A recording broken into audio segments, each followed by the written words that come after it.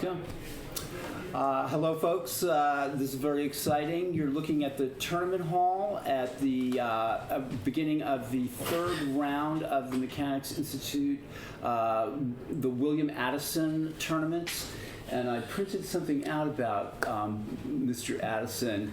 He was the Mechanics Institute chess club director from 1965 to 1969, and he played in the Interzonal with Bobby Fischer in Palma de Mallorca and finished 18th. And I'm going to try to find, here we go. Here we go. I also, Juan, do we have a list of the leaders of this tournament? We'll get them going here in a minute. And we'll probably want to take this off the screen, right, and put on the Twitch commentary so we can see what people are saying to us, right? Yeah, I'm sorry. Everybody, this is we're about to start round 3 of the William Addison Memorial Tournament, and this is the 19th edition of this tournament. As I said, William Addison played in 5 U.S. championships, which is very impressive. He was an international master, originally from Louisiana. Sitting next to me, by the way, folks, is Juan Sendejas. We're not on camera. Oh, we're not on camera yet. Okay, that's fine. Just as well. We're looking at the tournament hall, and that's better, I think, right now. The games have yet to start. We'll just keep looking at the tournament hall. We have 90 chess players at this in this tournament, and you can help respond to people. We'll figure it out as we go along. We're sort of starting a new idea here that we've been doing at the chess club, which is we're streaming the games, and these are, we've had Caruana at the club recently, and we were looking at his games back in March, or actually, I think it was April, or March, April. My head is spinning a bit here, folks,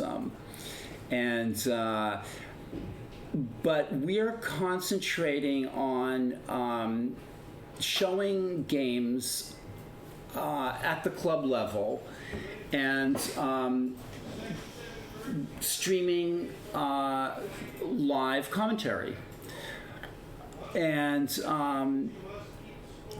right now we have the third round of the Addison. This is our first weekend, sort of regular weekend tournament that we are providing commentary for and streaming our on the DGT boards. So it's sort of some of this is experimental and a little bit on the fly, but we are making headway and learning as we go along. And so bear with us with that. This is live from downtown San Francisco, the William Addison Memorial Tournament, the 19th William Addison Memorial Tournament. The United States' oldest chess club in the United States, the Mechanics Institute Chess Club. We've had many world champions have played here, from Capablanca to Bobby Fischer, from Petrosian to Tal and Alekine, and so on and so forth. We're still waiting for Magnus Carlsen to come down here to the club. We've issued the shout-out challenge to him. And so come on down, Magnus, and be a part of history. You are already making history, and the Mechanics Institute is part of chess history.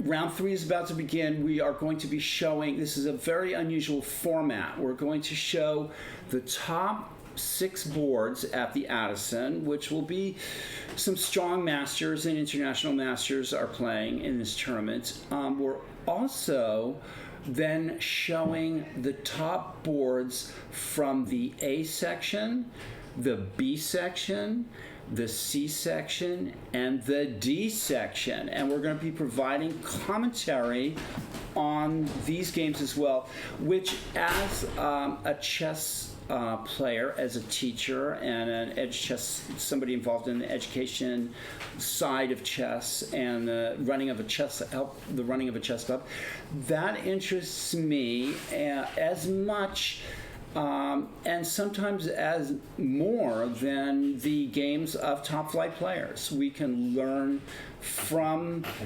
the games of C, A, B, and C and D players as much as we can learn from master chess games as well. So we're going to try to prove that point here today. And also, tomorrow we're going to be covering the last, what is it, 3 rounds?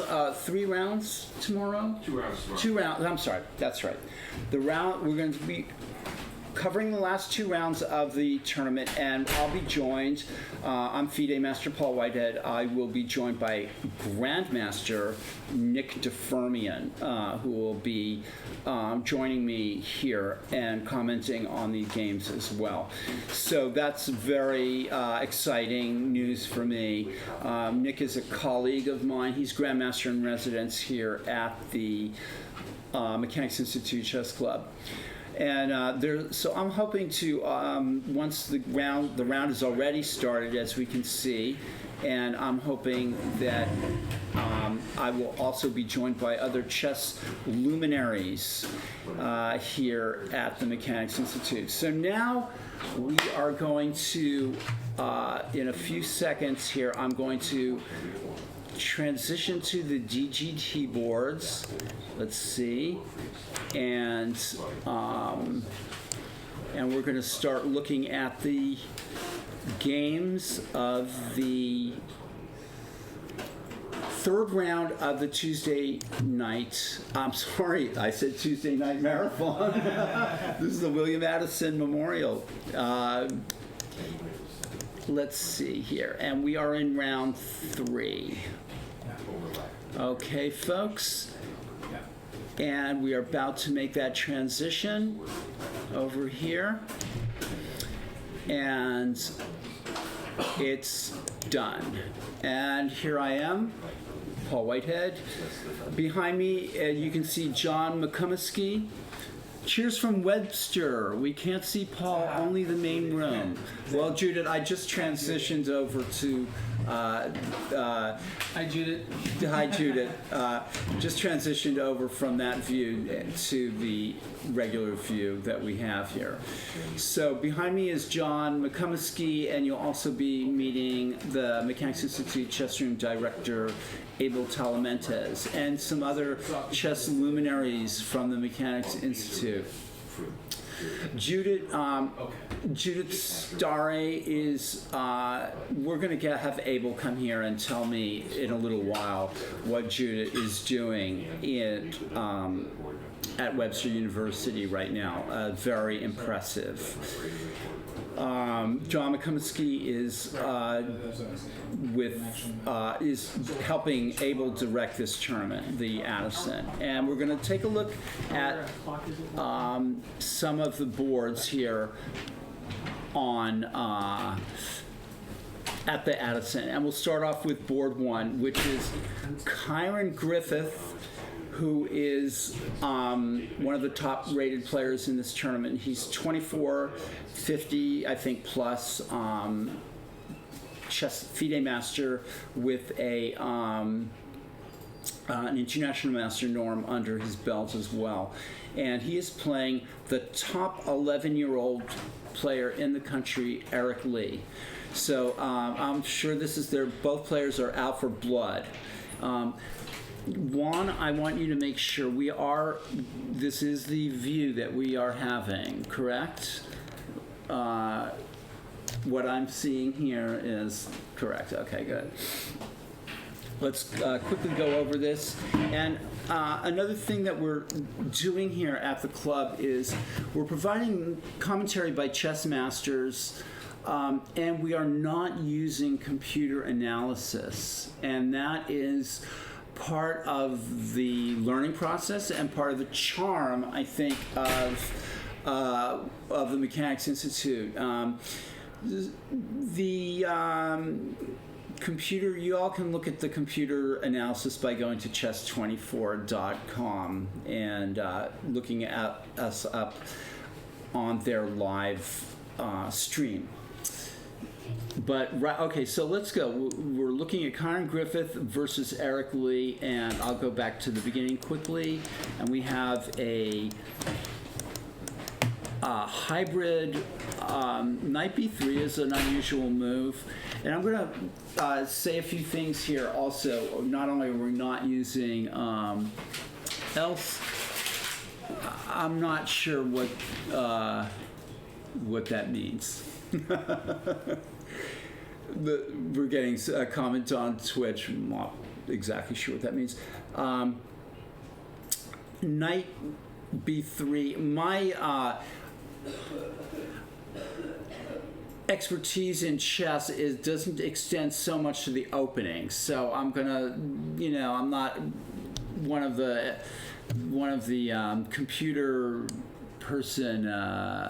It's been streaming for 11 minutes and 26 seconds. Thank you. Thank you, Rubot.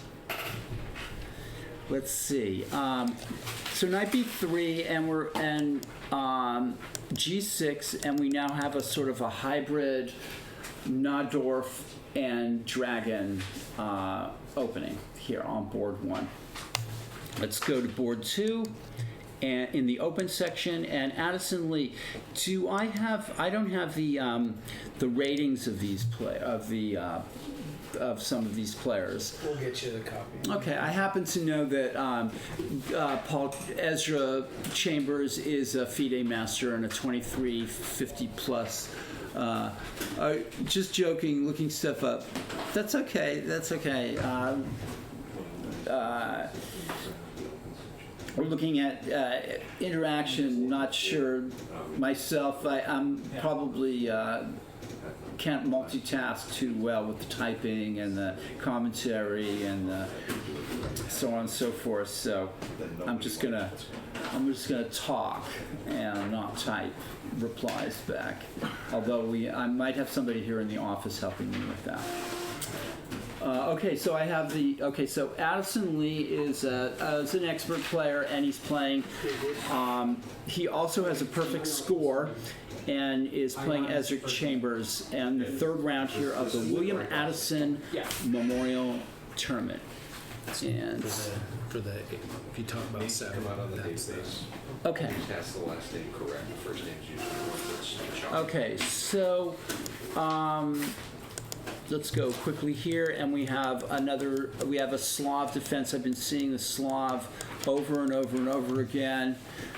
It's a very trendy opening, and right now, this is of course book, and we'll see what happens. Coming up to the third board,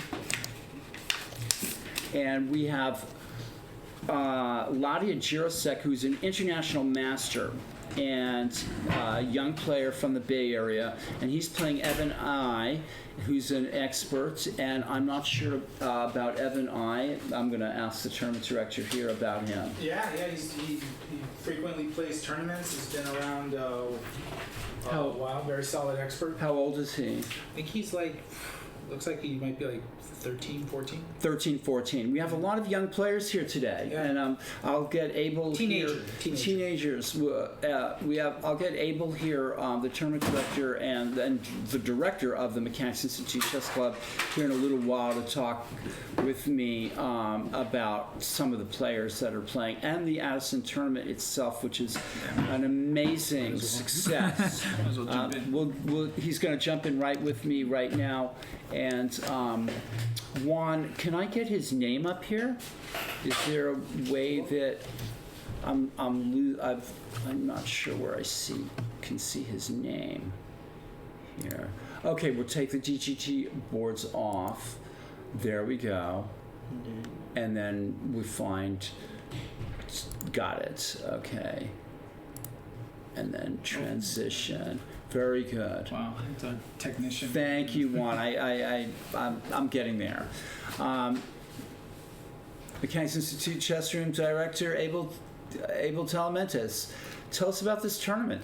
Yeah, no, it's an amazing event. It's kind of funny, like many other things we've been doing. It's something that sounded cool, something we really wanted to try, but there's a lot of risk involved because it hadn't been kind of tried before. But we thought with everything that was happening and all the the excitement that was going on, that summer's coming.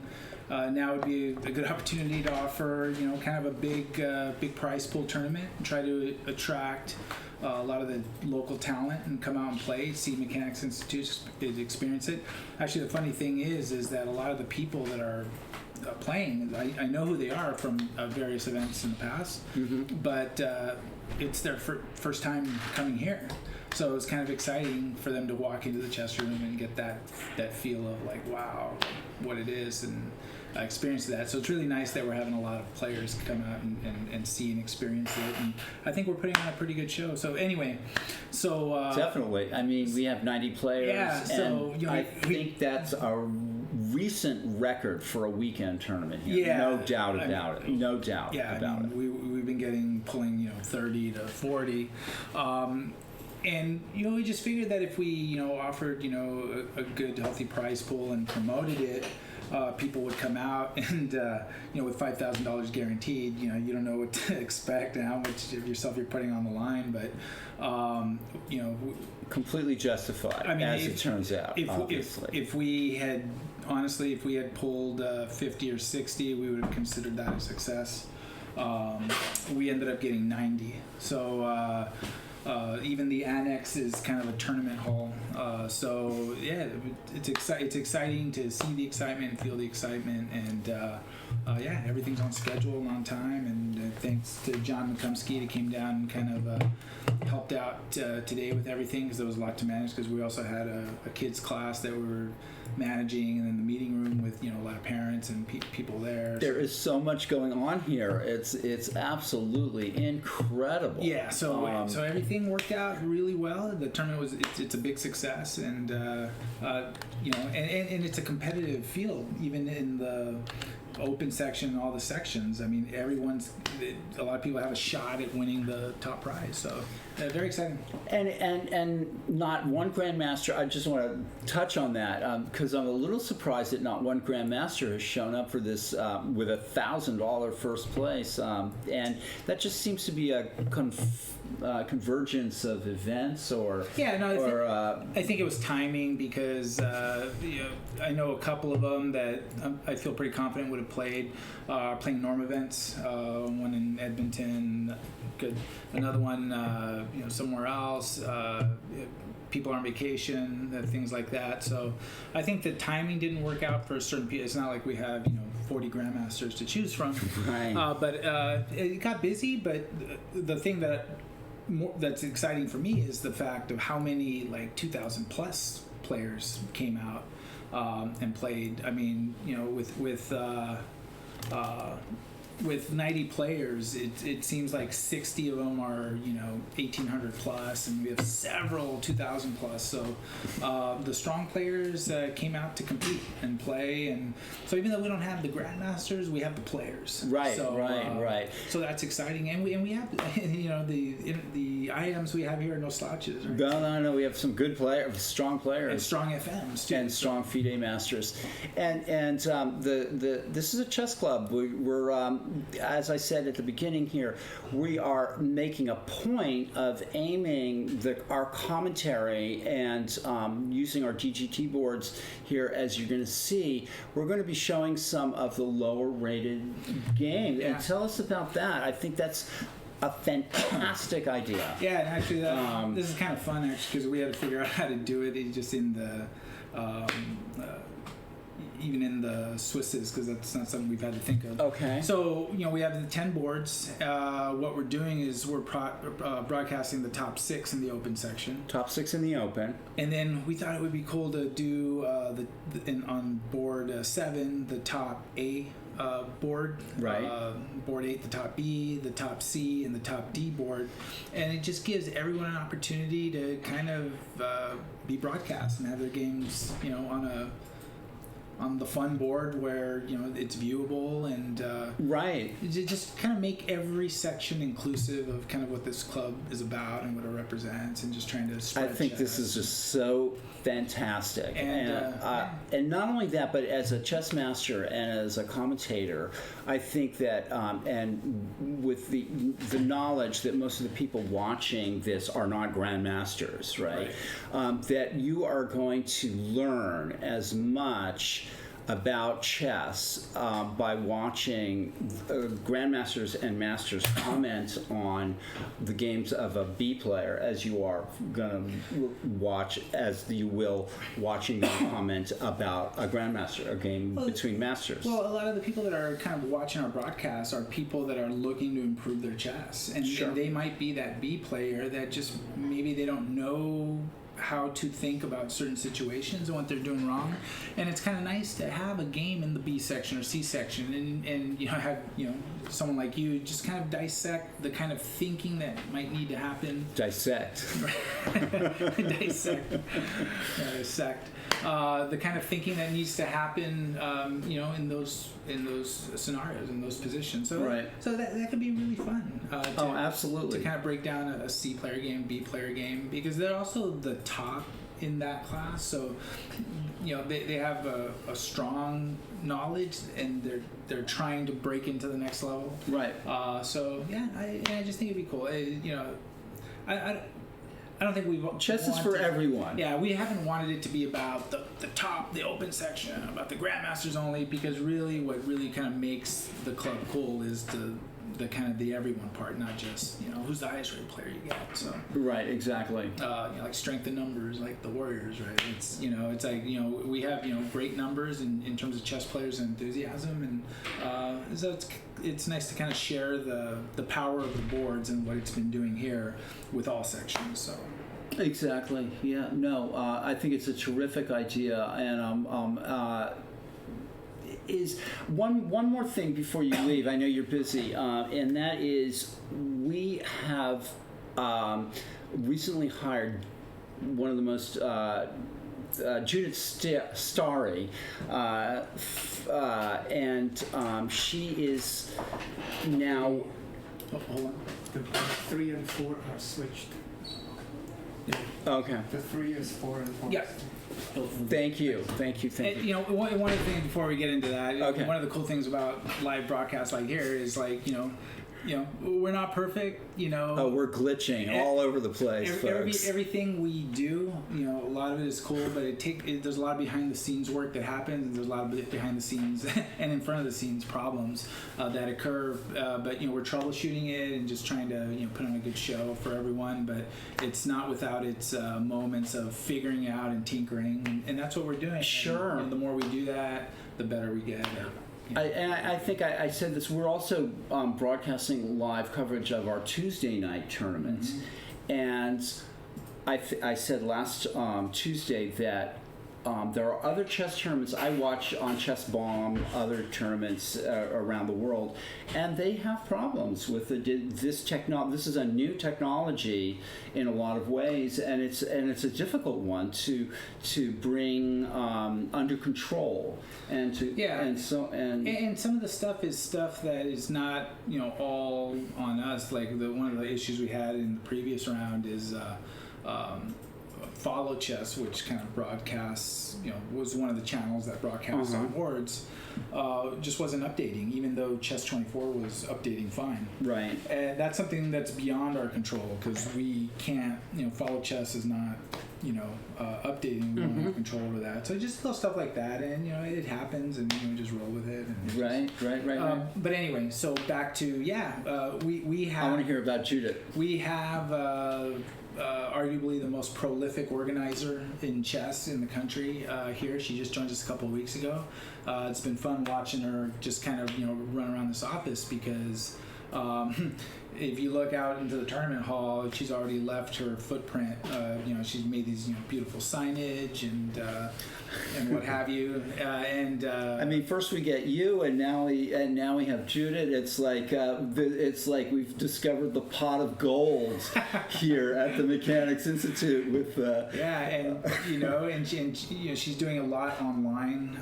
There's a lot of updates to the chess site that she's already just jumped on right away. Chessclub.org. Yeah, and you can see the upcoming events and what have you.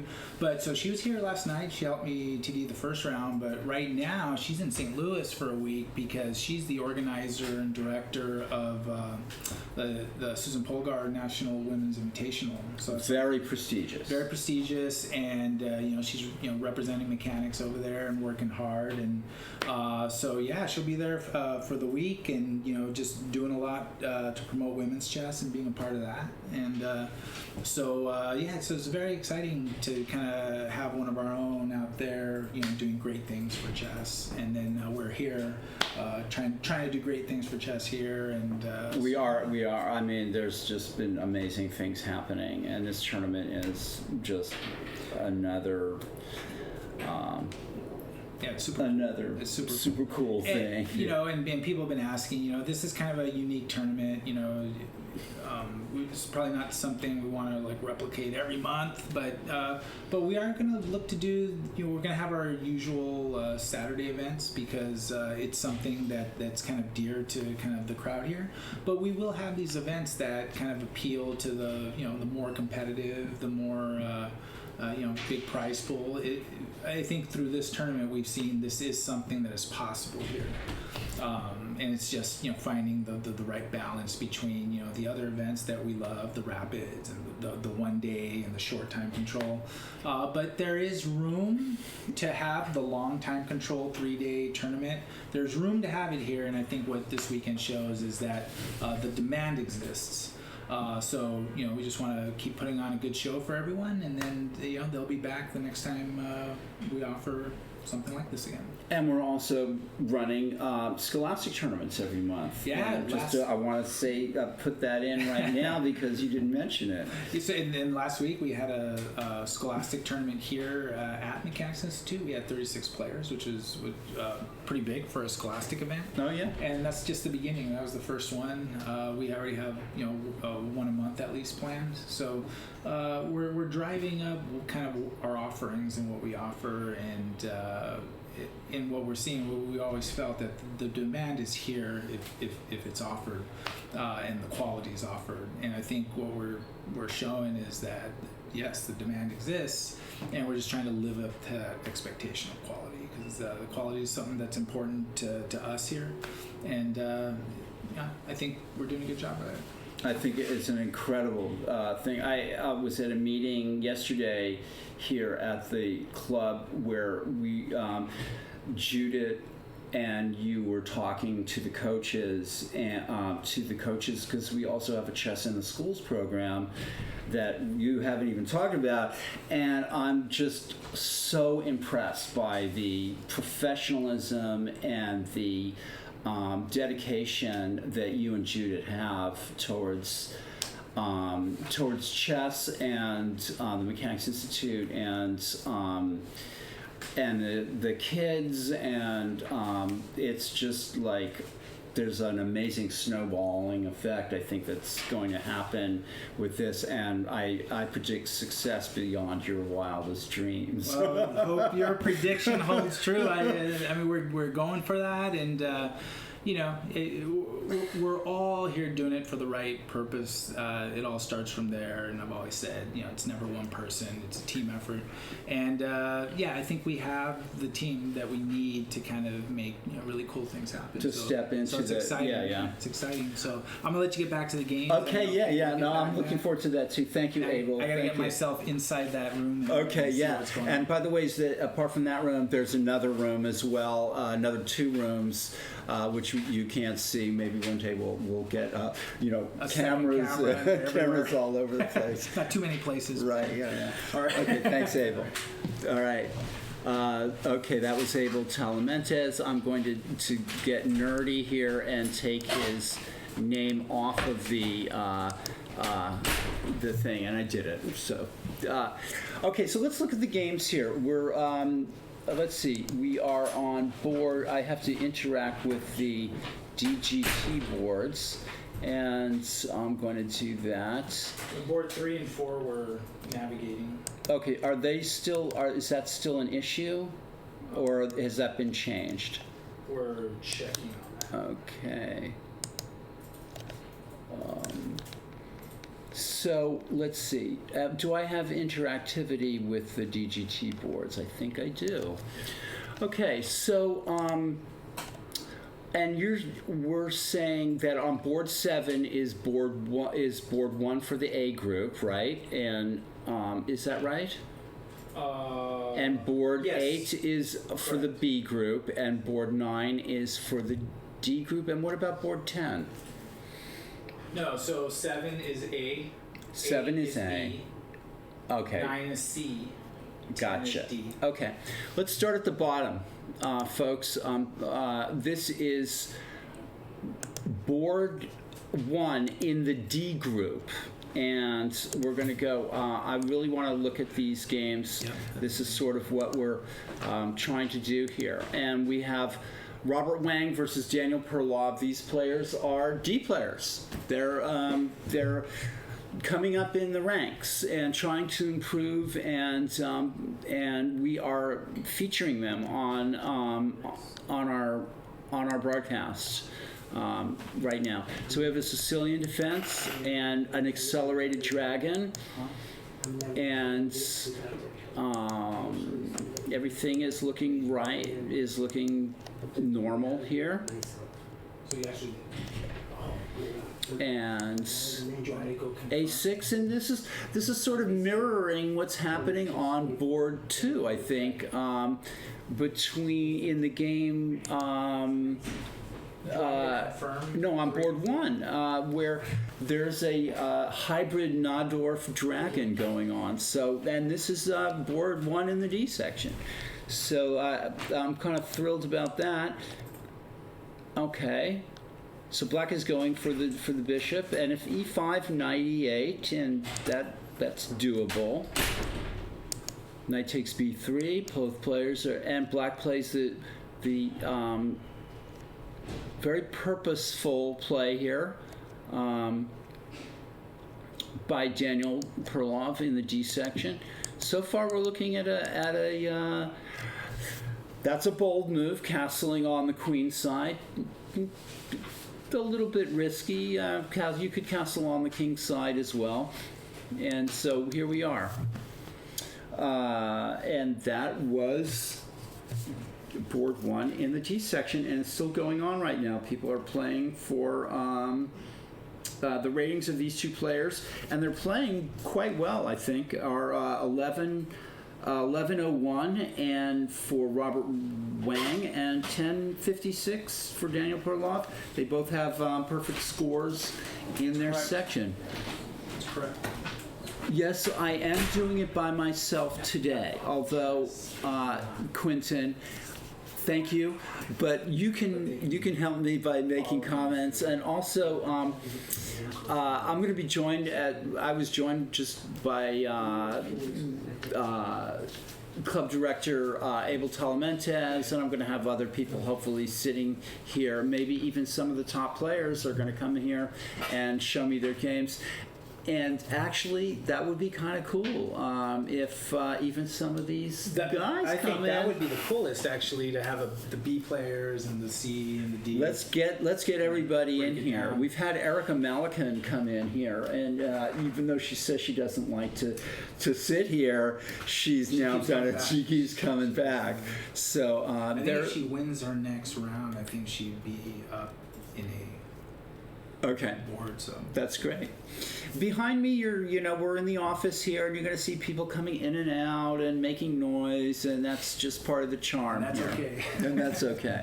All right, so so far we're looking at some real quality chess here, even on board 1 in the D section. And now here we're going to look at another game. This is Matteo Hansen. This is the C. This is the C section. And now I'm going to say right away that we have a young player here, Matteo Hansen, on board 1 in the C section, playing one of the Mechanics Institute trustees, Michael Hilliard. And this is board 1 in the C section. Both these players, I'm assuming, have a full. Is this the C section? The Michael Hilliard and Matteo Hansen. Is that right? C-section. Yeah, top board in the C section. So let's see how this game is going. And Matteo is a young player, and I'm not sure. Let me see what his rating is. 1566. 1566, and Michael Hilliard is quite a bit older than him. And who is the highest seed today? Would be Kyron it's probably Ladia Jirasek. International Master Ladia Jirasek is the highest ranked player in the tournament, I think. No, I'm wrong. It's FIDE Master Kyron Griffith at 2446. And we have 3 international masters playing. We have Elliot Winslow, Vince McCambridge, and Ladia Jirasek. He's an international master as well. But none of those are as rated as high as FIDE Master Kyron Griffith. Yeah, 2446, pretty good. And you're Quentin, you're rated 1566. Come on down and play. We'll get you a good game down here. All right, so let's see. This is your section, Quentin. This is the C section, and we have a Caro-Kann defense and a sort of an exchange variation, hybrid. And so far, things are looking kind of normal. H3 is a little slow. I'm not clear that. And if I was black, maybe I would not block out the development of my bishop at C8 so early. But also D3 here, folks. I'm going to say as a chess teacher a little bit. Why doesn't white just play D4? D3 seems a little bit passive, a little bit slow. And black develops and white develops and castles. I'm not going to criticize games where both players are where games are developing. So that does not concern me. If both players are developing and not making mistakes, and so 92 is not. I can see why white does that, to sort of maybe to play knight d4, and white's bishop at b3 is not doing much here. So white should have maybe had played d4 and c3, and the bishop could come back to c2. Knight e2, sort of neither here nor there. Black offers the exchange here, and white takes, and now plays d4. So bishop goes back to that square, and knight to g3.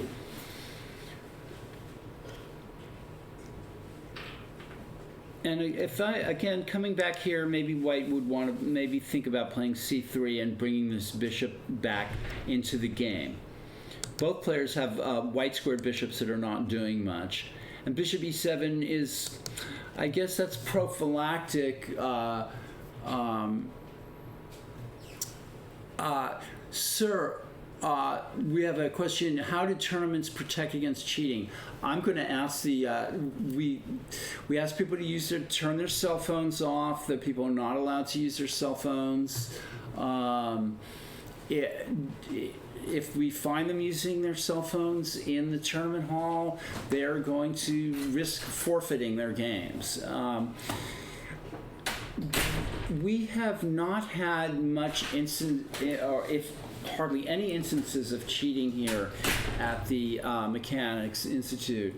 Here we go. We have rules that are posted here, and I know you can't see them, but we've just been brought them in.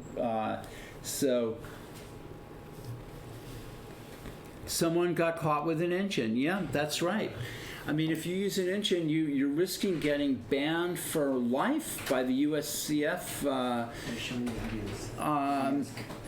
What would happen if someone have an engine? Can they come back? That would probably depend on how egregious. We're getting some questions about tournament rules here, Abel. So, what's going on here? So somebody asked, how do tournaments protect against cheating? Abel, what's a simple answer to that? Well, I mean, what kind of cheating, right? I mean, there's probably various forms of cheating, from going to some other play like a bathroom or something and looking at an engine. That's pretty bad. I mean, if you're using your phone and you're using Stockfish, which can beat Carlson, by the way. I've caught that, and I've actually forfeited someone from the tournament. Sure, and aren't they at risk of being reported to the United States Chess Federation and banned for life? Is that a possibility? There's risk for that, but admittedly, there's no, it's not like there's a formal known procedure that we send them to the USCF and they get banned. It's actually a little muddy with that, and that's part of a problem for us. Is and the other thing that happens, to be perfectly blunt, is when cheaters are caught at tournaments, it's actually a challenge to make it known that they were caught doing X, right? And organizations don't kind of want to say that, label someone as a cheater. For example, one of the things, with the Pro Chess League is they use some kind of algorithm to determine if someone cheated, and they've caught many people cheating actually with that. Right. But the thing is that would they go so far as if a player cheats in the pro league, do they name them? They actually won't name them, or they'll say to the team that they're in control of the event. Yeah, we found out that there was cheating that occurred, so therefore you win, right? Right. What they won't do is say, we're gonna, on our website, we're gonna say that so and so did that. So while there are steps to protect against cheating, it's actually not it's something where the USCF and organizations don't go that far to label, because I'm assuming it's because of some kind of liability, because how can you definitively prove that someone cheated? But and I think that's a problem. I'm hoping that's something that can kind of get addressed, because I think one of the problems here is that when cheaters do get caught, why can't there be something in place where it's known that person did that, right? I think that would help, because it would raise awareness of the type of cheating that happened. Some people have gotten named. I see FIDE naming people and banning people. Yeah, I feel like they're more aggressive. They're more aggressive USCF. about it. But Abel, can I ask you to stay here and continue this conversation for a minute while I use the restroom? Yeah, no problem. Okay. I'll just go down. I'll be right back. So, jump in here. So that's kind of one type of cheating. I wouldn't call it cheating, but like something else that sort of occurs, like even in the tournament, is there's a lot of question on rules, and what if somebody does this? What if somebody does that? and it could be like real like minor things like what happened. So there was a game today where it was in the 2-day section, so it had a G65 delay time control, and the players were getting down to the end, and they were playing speed chess, but they were doing it in such a way where almost the pieces were starting to fly off the board, and I had to go sit down and just kind of let them know we need to play regular normal chess here. We had another issue where the issue became about do you what's the appropriate etiquette protocol for offering draws, especially between higher and lower rated opponents. Things like that. I mean, there just needs to be a tournament director available to kind of take care of situations like that before they spiral out of control. It's a pretty broad question of what do you do to protect against cheating. The answer would be depends what type of cheating we're talking about, but ultimately it just takes a tournament director that's knowledgeable, that has some experience. But really, when it comes to tournament directing, it takes someone that's kind of knowledgeable on the rules. But also that you're just able to make a decision in the moment and just be decisive, because just kind of my rule of thumb is that if you're decisive and take care of the issue there, even if you're wrong, it's something that can be addressed. But you can't be having some doubt going on while you're trying to adjudicate something. You have to make a decision in the moment. So if you have the knowledge behind you, it definitely helps, obviously, because you make the correct decisions. But even if there's some ambiguity, you just have to decisively make a decision. Adjudicate whatever it is the issue is, and then if it's wrong or if there's something that needs correction, just correct it after. I think when you're talking about addressing cheating, it just takes a tournament director that is able to handle that situation. I got a tricky one for you. What happens when a player flags? There's only one way to block the check, and that move checkmates his opponent by discovery. But the move wasn't played before the player flagged. What's the result of the game? That's kind of funny. That's almost like a chess puzzle.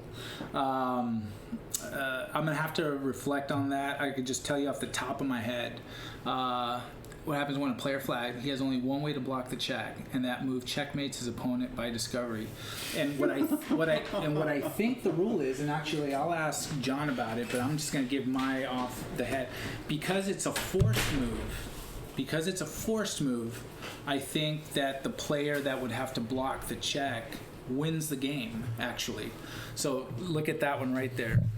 If a player flags, but he has only one way to block the check, and that move checkmates his opponent by discovery. Oh, if he's already flags down, he loses. Doesn't matter if he has a move that's forces checkmate. I like that answer too. I thought it was actually the other way around, because it's a forced move. No, flags down. If the flag's down, you've run out of time. Is it different in FIDE? No.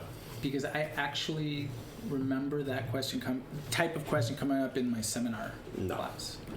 It doesn't matter if the flag is down and the player has not made his move on the board, then that's game. He loses. Now, if he's made the move on the board before the time runs out, let's say they don't stop the clock right afterwards, then that player would still win the game. Because, for example, if he says he knows this one from a FIDE referee seminar, the result is a draw because the player with time left has no way to win the game.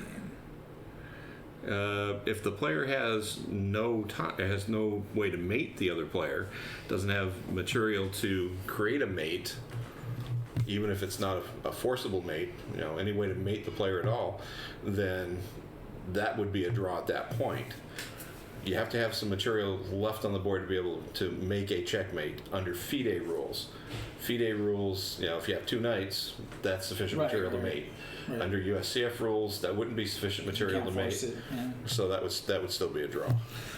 Interesting. And you know what? I mean, a lot of things that have come out every now and then when there's something that, for NATD that you haven't had experience that in the past. Sometimes you make the decision and the ruling in that moment, and then if you find out otherwise, it's something that you learn and then you apply it moving forward. So, and one of the great things that we have here is we have people like John McCumsky and Tom Langland, and we have a lot of great TDs around where there are resources where we can reach out, and I've reached out to John saying, hey, look, I had this happen. What should I do? I just want to say that this is terrific that we're getting all this interaction going here. I think, John, you need me real quick and jump in, and I'll be right back. I'm here. I'm back. Okay. So, very interesting questions. My answer to that is just who has the biggest Glock? Who has the biggest, the biggest pistol?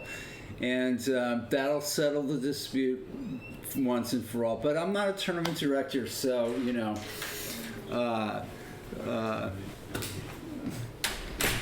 okay.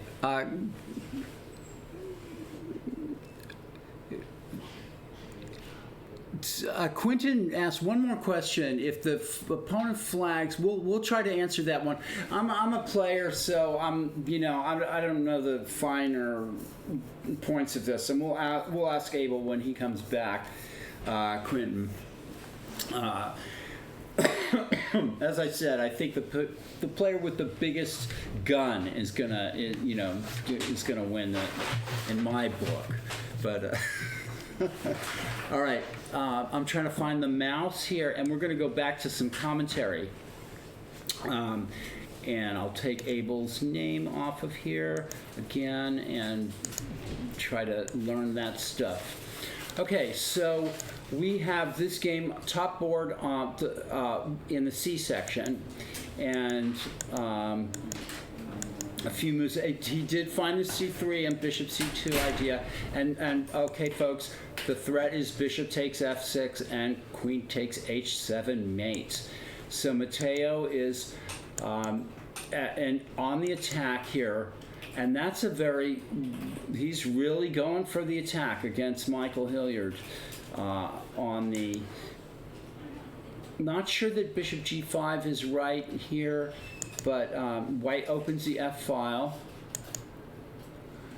And that's certainly risky. If White plays H5 now, we're looking at, let's go back here for a second and look at this.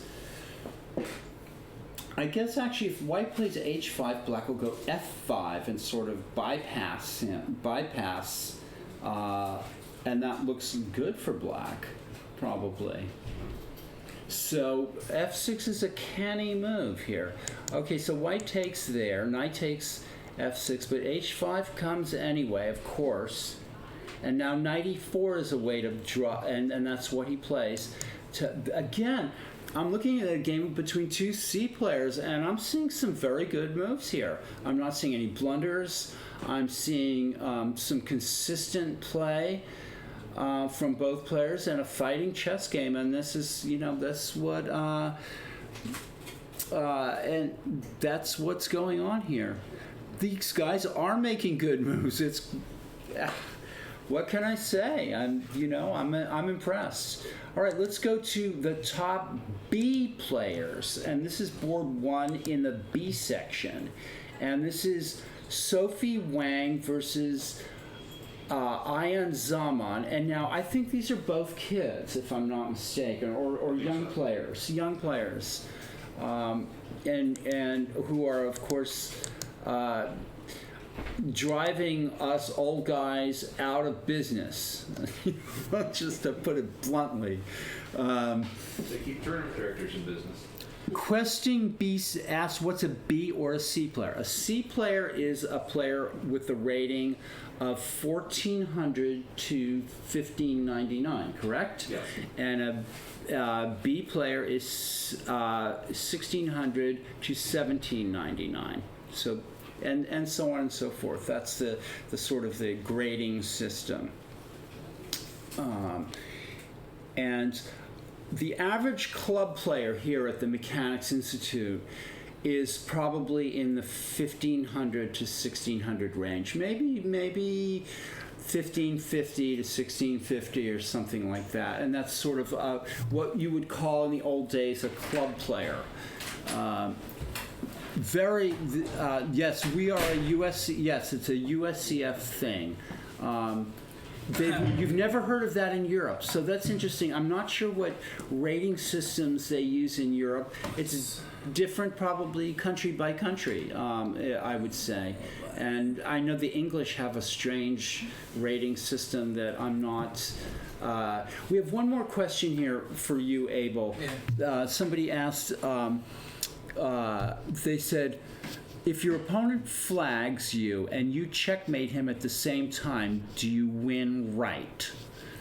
And he's asking, do you... If your opponent flags you, what is that? I'm not sure exactly what that means. If you can rephrase the question maybe a little more clearly. Yeah, I mean, in summary, so like for example, if mate is on the board. If mate is on the board, the game is instantly over, like right then. The game's over. Yeah. Okay. Whether the flags are down or not.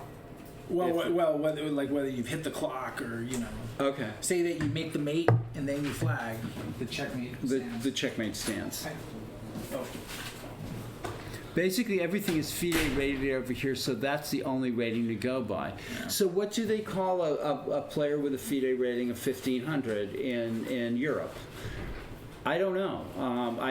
Maybe it's something that I'll take a look and find out. Well, Zviad Zoria, the Grandmaster, it's, a couple of years ago at the U.S. Open, beat Caruana and Nakamura in the same event. Okay. I had a discussion with him because, they only had FIDE ratings in Azerbaijan, right? Or, Georgia, where he's from. Mm-hmm. He considers anyone that's under 2200 FIDE a beginner. Just a novice. Anybody under 2200 is a beginner, according to Grandmaster Izoria. Yeah, so it depends on who you ask, I guess. Right. Juan, can I ask you? I noticed Juan, it's spinning over there. Is that something that is the website has spinning there? Is there a reason for that? Is it just that computer? Yeah, it's a computer. It's just a computer. Okay, good. I was while you and John McComiskey were out of the room, I was giving my opinion about some of these disputes that they were solved by the player who had the most ammunition in his gun. So that was my answer to these guys. There was probably a time when that's how it'd be settled. Yeah, I couldn't answer the questions myself. Like in Game of Thrones, you would go to a fight to resolve the dispute, and then the winner's right, and so that's how it would be. Okay, so a candidate Masters 21 FIDE. I'm not sure. I'm not sure about the European systems. I think that the CM title. I think that all you have to do is pass 2000 FIDE. Okay. And then you're that. Past 2000. CM. Now, I did see a FIDE Master playing in this tournament, I think, that had like a 1500 rating. Is that possible? It is possible, and let me tell you why. Okay. Usually in those situations, it's a scholastic player that has won their section of like a World Youth. I gotcha. And in those scenarios, like if they win, the under 8, World Youth, they get the FIDE Master title. Okay. So that happens, and that's how that happens. Where they may not have a rating you'd normally associate with FIDE Master, but in things like World Youth, if they win championship in that, the title is one of the things they get. Gotcha. Yeah, I've heard if you win the World Senior, you become a Grandmaster, and so there are all kinds of things like that. Yeah, there are kind of things like that. All right. Well, I'm gonna roll back to the. I'll roll back to the games. We'll check here. in on. No, they're not on move 2. We just got sidetracked, everybody. I'm sorry. This is Sophie Wang and Ian Salman on board 1 of the B section, and we're another accelerated dragon with a Moroxy bind and sort of standard developing moves here. Threat is knight c4, and no tricks. Paul, Yes. Can we just segue back to that because we did look up that rule that was kind of. Okay. So, Yeah. John, you want to? I know you hate it, but you want to. In the case where the person has a forced checkmate after his flag falls, wouldn't lose the game, but according to the rule, in case there are forced moves that lead to a checkmate by the player or to a stalemate, then the result of the game is declared a draw. Okay, that cuts the Gordian knot, right? Yes. Right. Okay. In So the USCF, you're screwed. so in the USCF you would lose, but in FIDE the game would be a draw. Yeah, if it's a forced series, If all it would the- lead to a checkmate. Okay, gotcha. Yeah. These are kind of unlikely scenarios, but I mean they could happen. Okay, so here we are, and Black's just played Queen A5. Of course, if White plays Knight D5 here, folks, Black will be forced to go back to Queen D8, because if Queen takes D2, Knight takes E7 check, and White wins a pawn. So that's the kind of little tricks, and that looks like exactly what happens. So Black lost a move there, and how useful that's going to be for White, we'll see. Okay. And that is, and nevertheless, nobody's winning or losing here. So we're going to go to the top board one. We'll go all the way back to the beginning and play over the moves. This is board one in the A section of the A players, and then we'll get back to the the open section in a minute. And this is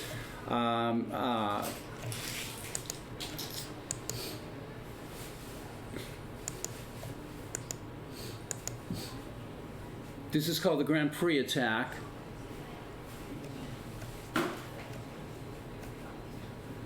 Can anyone play up in the mechanics tournaments?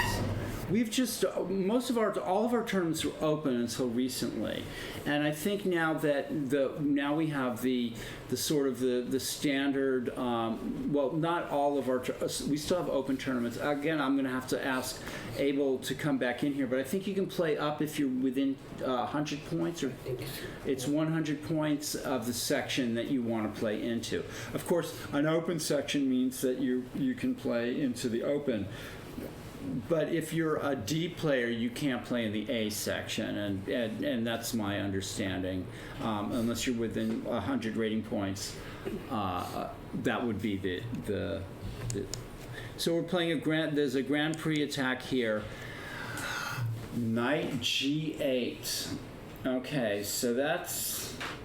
I mean, I'm not sure why Black doesn't play Knight D5, and Black is trying to re-maneuver the knight maybe to H6 into F5, but he's falling dangerously behind in development. And Knight D5 makes sense, and I don't like that move. I do not like Knight G8 here. And this is the A section. C4, Knight H6, D4. White is, trying to open the game as fast as possible, being ahead in development. But Black has the two bishops.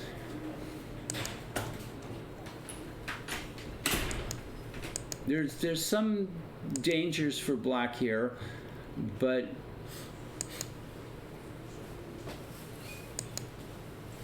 Black seems to be doing all right here. Queen B3.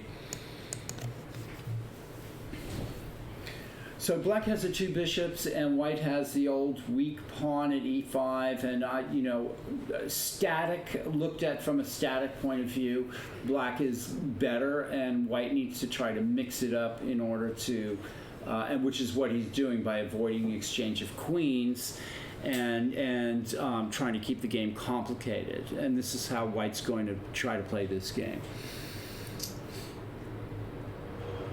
I'm not sure the pawn sack is bishop takes e5, but then White can play queen b7 or bishop h6 maybe to prevent Black from castling.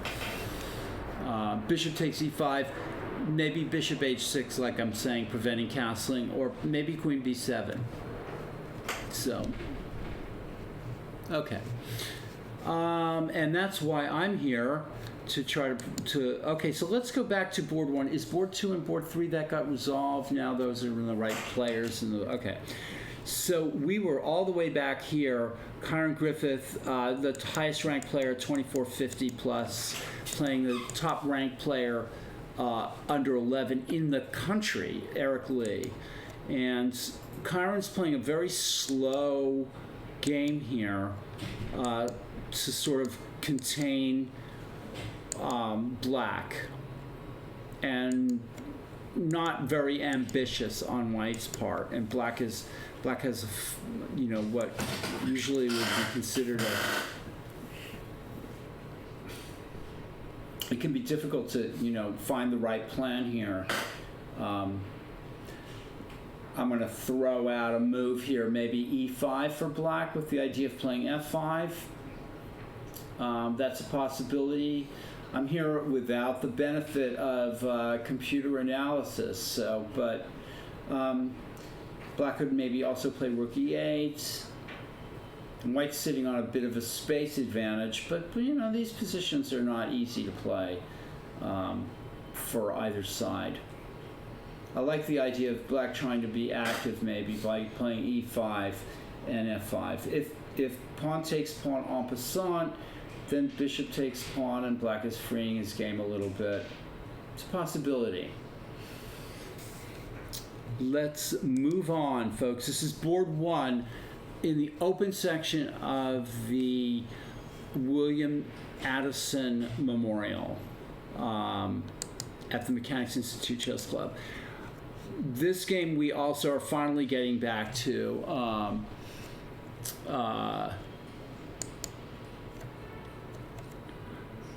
Which Addison Lee is an expert, and he's playing FIDE Master Ezra Chambers. They both have 2 points, as do Kyron Griffith and Eric Lee. And so aggressive play here. I'm sure this is probably in the books. Not that I would know. Knight takes, not being a very well booked up player, especially with double D pawn openings. That was not my thing when I was an active tournament player. Knight G4 was a threat, and White plays E3.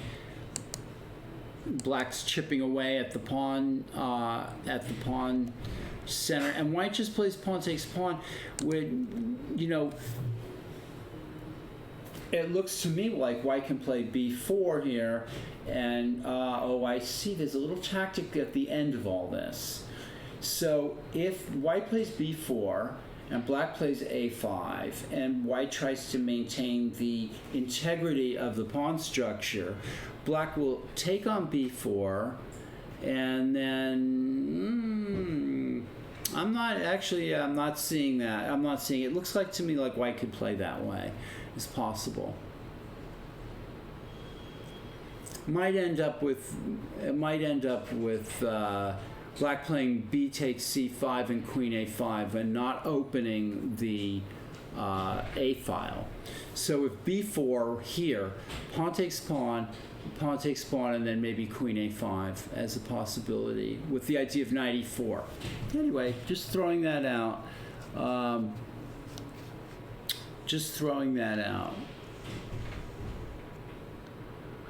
And you don't like being, White has the advantage of the 2 bishops here, and but this pawn structure is pretty solid for Black.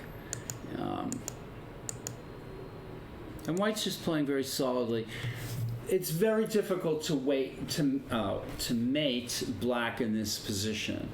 So Black's going for c5 and counterplay that way.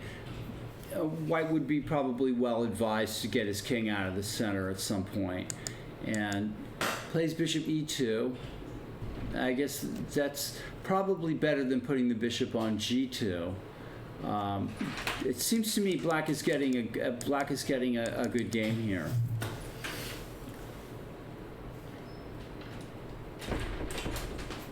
Maybe we could say a dynamic balance.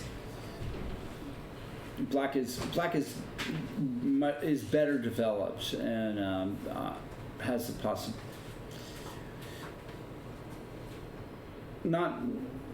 not clear, of course. And so, okay, we'll get on to the next game on board 3.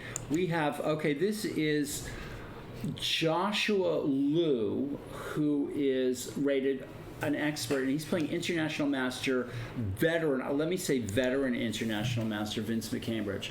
And I was watching this game and I was like, at the beginning, I don't know what it's like right now, we're going to get to that, but black seemed to be doing very well here for a while.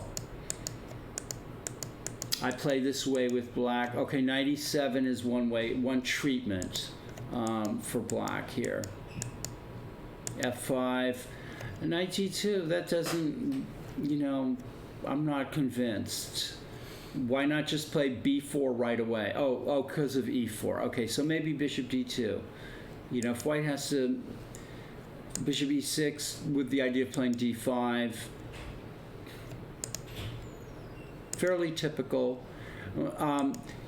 Black could consider playing A4 here, and if B4 take, and that would be a sort of a typical move. And what is white going to do? Play knight back to C3 to win the A4 pawn? Maybe. Okay, so queen D7, B4 takes, H6.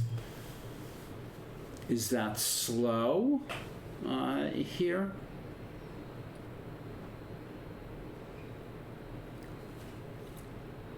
You could possibly, black could play G5 right away.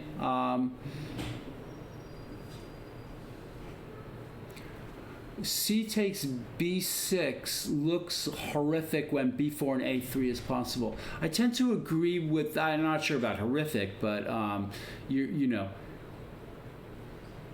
Sometimes the knight will come to D2, yeah, I agree. The knight is it's a little strange to have the knight on D2. But players mess around with all kinds of different structures. I agree, knight D2 probably is a little off here. The knight would be better placed on E1. It's possible black could have made some different choices in this position other than H6. Maybe he could have played, G5 right away, or F4, possible, even though that gives away the E4 square. Different ways of playing this. I've come around to sort of not wanting to play A5 and open up the A file when I'm in black, and sort of taking a more committal approach with the kingside play. If the pawns were at A7 and A2 in this, in a position like this, black could play rook B8. I don't know. It's just, let's see, H6, B5, knight D8, B6, and that looks like a purposeful move. Knight C7, rook C8.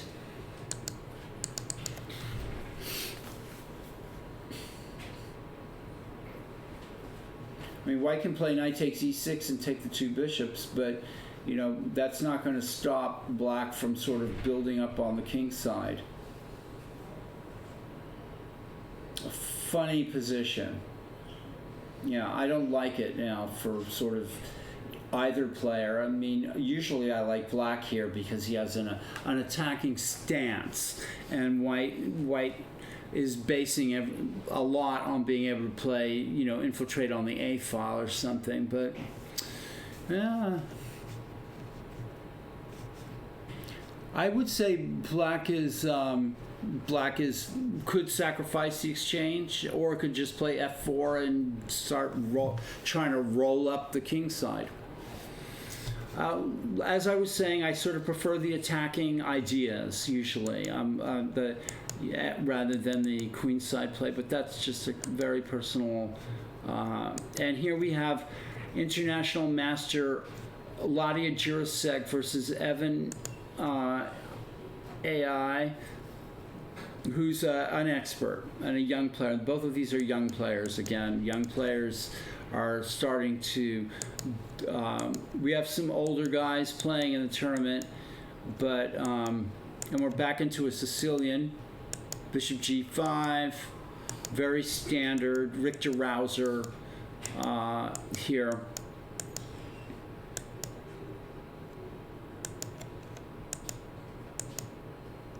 I like the spirit behind that move. You know, I'm going to mate you. I'm not going to move my bishop on g5, and I'm going to mate you on the h file if you take me. You know, folks, may very well be book, and that's a interesting move, queen b6. So black is sort of like, I'm double my pawns all over the place. But it would probably be good for black if queen takes b6, a takes b6. White would then be forced to take on f6. And then if bishop f6, rook d6, bishop c3, bc3, bishop e4, something like that's going to be good. Altogether is going to be good for black. So white's already said A with h4, and now avoiding the exchange of queens seems right. And also black is blocking the b pawn with queen b6, so it's going to be a little difficult. Yeah. One of the old tricks is to take my piece, I mate you. Yes, indeed. Black is playing in the center. I like it. At some point in the future, you know, if the queens come off, of course you're going to take the bishop on g5. White's, you know, committing himself to that.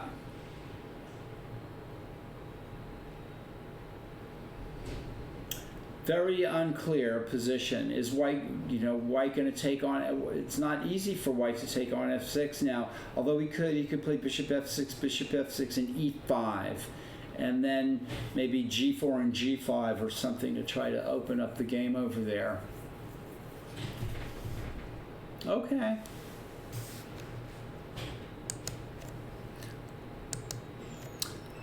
Judith, we're saying hi. How's it going there? We're doing fine here.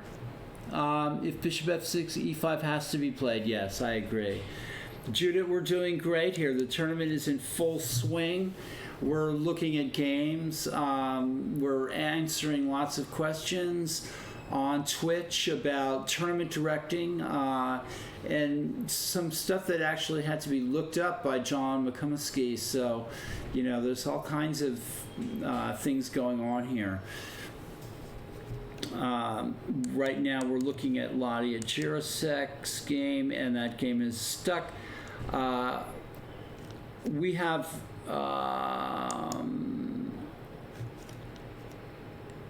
now this is Elliot Winslow. Let me go back here for a second.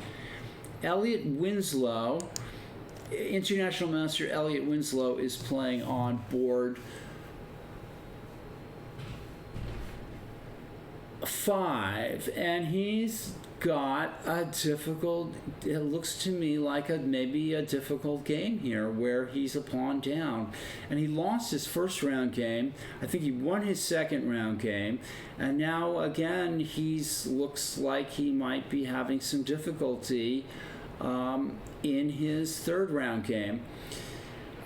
And Sergei Ostrovsky is an expert player. So we're going to see, Judith, it's great to hear from you. Thank you. Yeah, we're surviving without you here at the Mechanics Institute. So Elliot is kind of bailing. Okay, so bishop f6. All right, so what could be played here now? I mean, bishop a2 could even almost be played here, but black takes back right away. Let's look at that for a second. Is it possible to play bishop a2? And if, I guess bishop could, bishop e4, okay. So black doesn't want to mess around with that. And he just takes back right away. And, you know, black may have a ruined pawn center, but he's a pawn up against International Master Elliot Winslow. I'm not sure that's what's going on here, except for what I just said. Okay. Good question. What is the time control? Yikes. I don't have the flyer here in front of me. So It's not a rapid tournament. There's only this is the this is the last game of the day, and then there's 2 rounds tomorrow. Yeah, I think White should be able to hold the end game.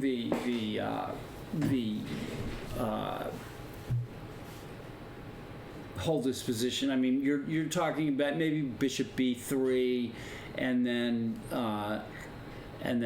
sure that would probably peter out into a draw. Elliot's not in form today, folks. This is a very experienced international master, wins tournaments here in the Bay Area and across the country, right and left. He's just having an off day. You can find the flyer. It's game 90, I think. It's not game 60. It's game 90, and you can find the flyer on our website, chessclub.org, or I'll have the answer for you soon enough. Anyway, let's take a look here. So Elliot's thinking about his move. I mean, Bishop F5, Bishop E4, Bishop B3. White's not going to get much out of doubling rooks on the 7th because of the bishop on C4. And, I could see this game petering out to a draw soon. Let's take a look now at, finally we're going to look at board 6. And this is the final board that we're showing in the open section before we go to A, B, C, and D. And let's go back. We haven't looked at this game at all. And this is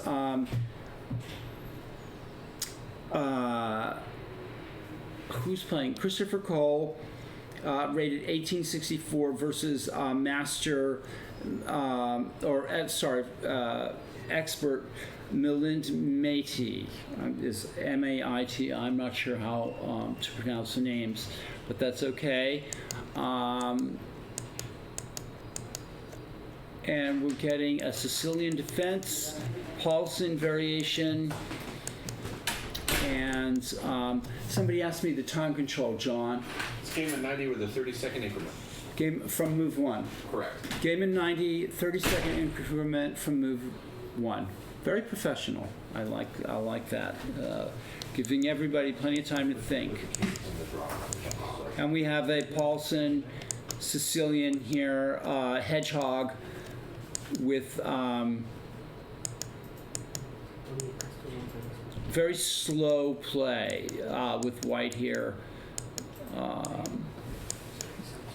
And Bishop D8, and that's not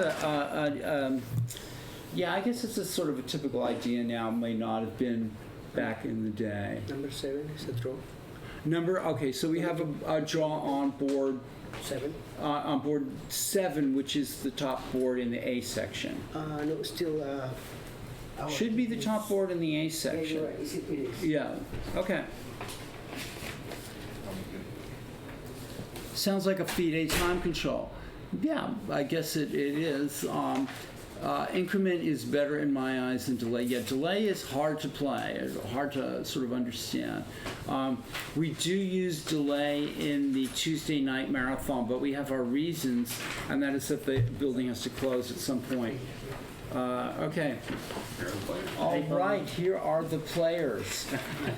This is the 2 players from the, and we probably don't have your names on here.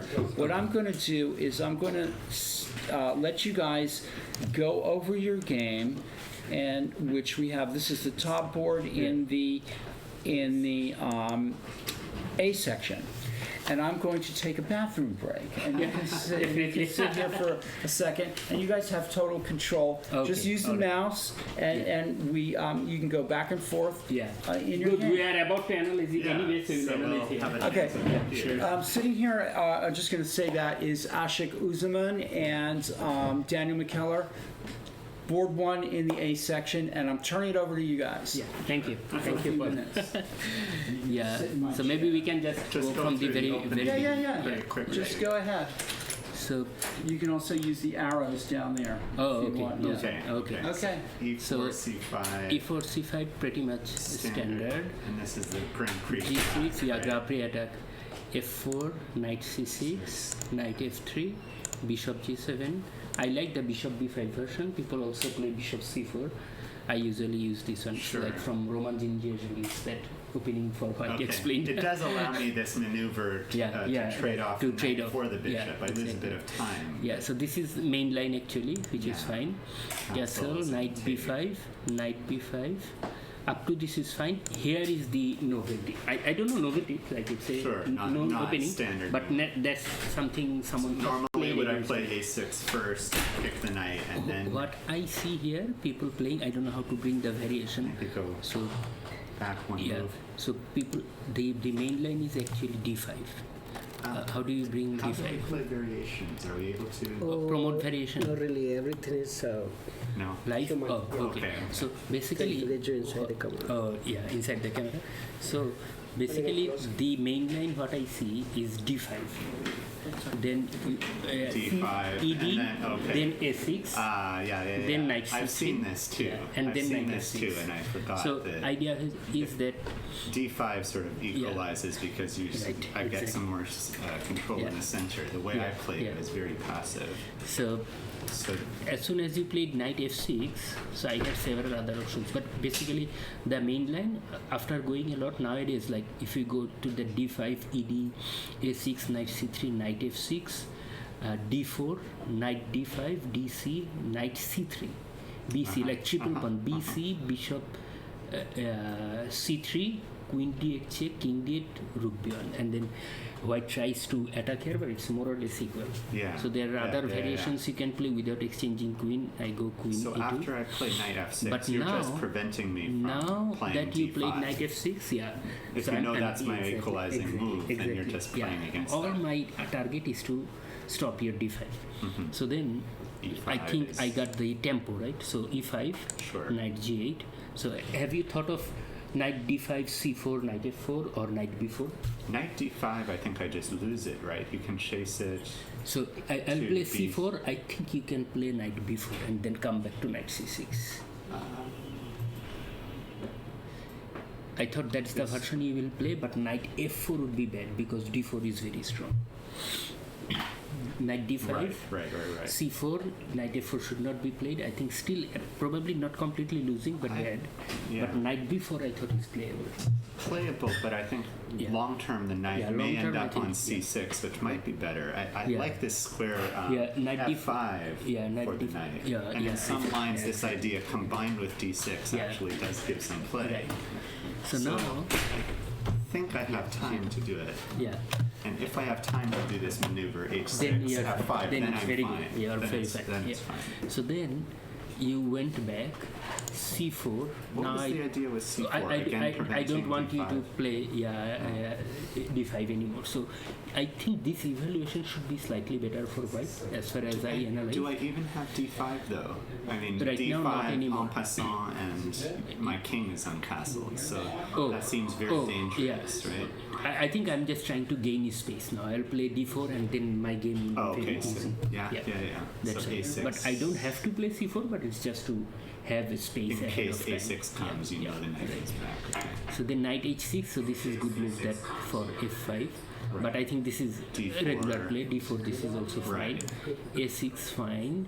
Knight c3, C cd4, knight d4, d6. Okay.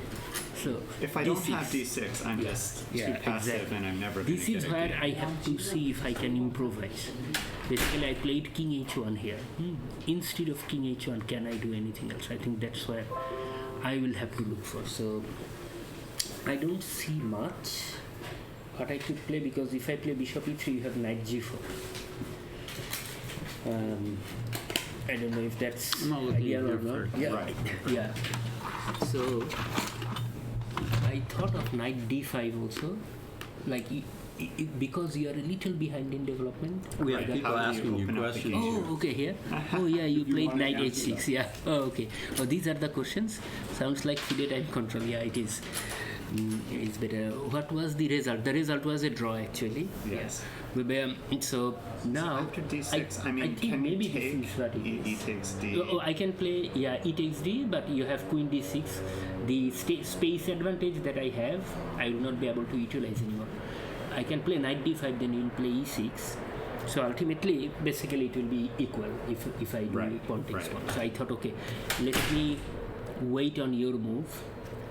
Because in many variations I don't want to play bishop e3 and g1. Yeah. So that's why I need this one move, and that one move is all you needed to equalize basically. Right. So pawn takes pawn, e. pawn takes pawn, pawn takes pawn, knight f5. I think this is equal at least, unless it's better for you or something like that. I think this is equal. I don't think it's. Yeah, I don't think it's better. I do but have the that- bishop pair, so opening up the game may give me some slight edge, Yeah, but I slight never edge, yeah. thought I had an advantage on that. Yeah. And there's no way for you to sack the exchange, for example. exactly. I don't think. If there is, there might be something, but unfortunately, I always have queen take Exactly. d1. Because my and, bishop is still there, the rooks are not connected. Right. So I was thinking here queen a4 check. So would you play bishop d7 bishop then? d7. Then knight f5. Sacrifice the queen. How does that work? So basically you will So- play bishop takes rook. Then Yes. knight g7 check. You cannot wait, come king f8. So knight f5. So queen f4 check, bishop d7, knight f5. Bishop takes queen. Yes. Knight g7 check. Check. Now you cannot come Why not? f8 because knight e6 check and your queen is gone. The rook pin. Your bishop is in Yes. f4. Yes. Okay, so now you have to come king d7. So then I already got two pieces, the knight and the Yes. bishop. And this bishop I can The get. problem is your knight is never getting out, is it? Yeah, I'll play e6 to bring it out, but even more, if you come king d7, now rook d1 check. But I cannot play because your bishop is here, right? Yes. So then knight f4. So, but I think the only reason it doesn't work is you can play b5 instead of bishop d7. If I play queen f4 check right now.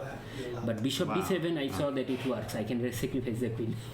Wow, right in the opening there. So- I was not even thinking things like that. So now knight f5, bishop f5, queen b3, Yeah. bishop e6. This is good.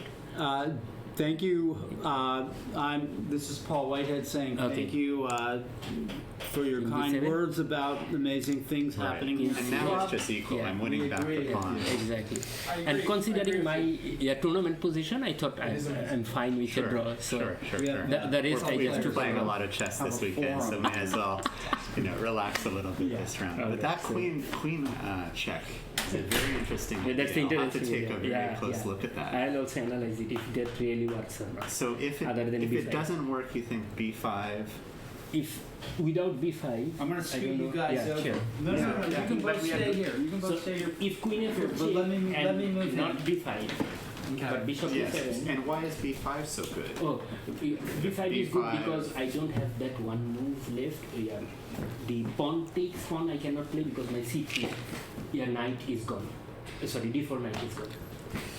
Right. That's why b5 doesn't work. Well, I didn't get a chance to see all that, but I'm so glad you guys have a chance to see to do this. Exactly. Thank you. We don't have computer analysis, but Yeah, sure. you're analyzing the games Yeah. for the Right. for.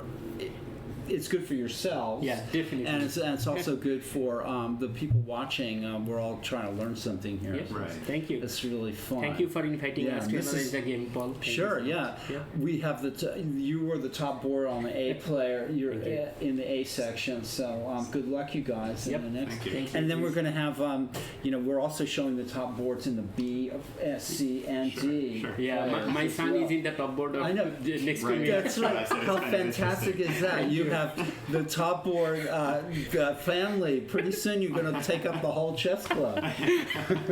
Thank you. Yeah. Somebody says they hate computer analysis, and you know what? I don't hate it, but I don't think it really has much of a place here with what we're doing here. Yeah. We're just if you want to go home and look at it, I think that's a good idea. But we're trying to, we're humans, and Yeah. it's not. I don't want to. just be like, oh, I missed that, and oh, I missed that, and oh no, I missed that. And, look, the computer says I should have done this, but it's not telling me why, right? So we don't want to have those kind of conversations here. That's not what brings human beings into the chess club, So. And we've gotten a lot of positive feedback about not having computer analysis. analysis. Yeah, that's very When I watched the World Championship match between Caruana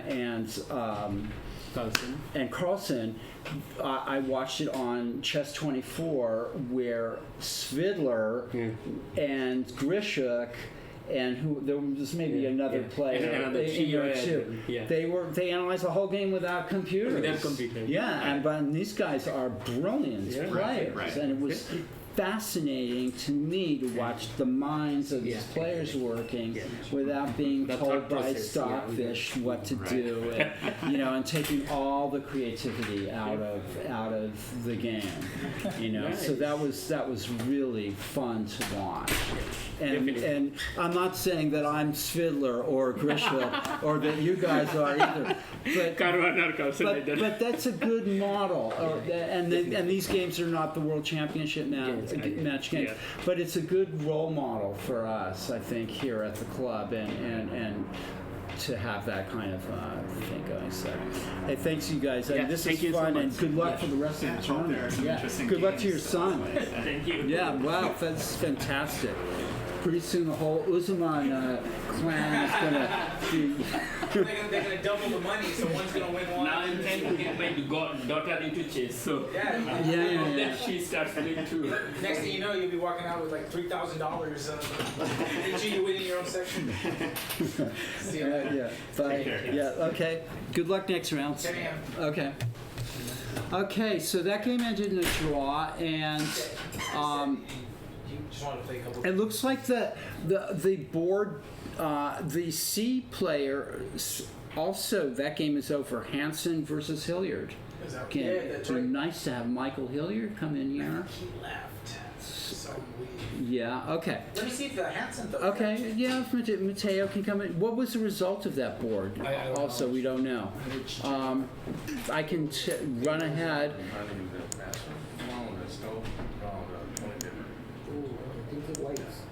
The,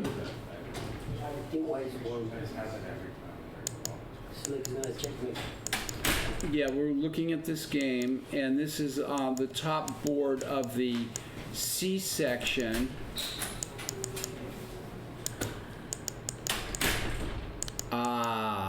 Yes.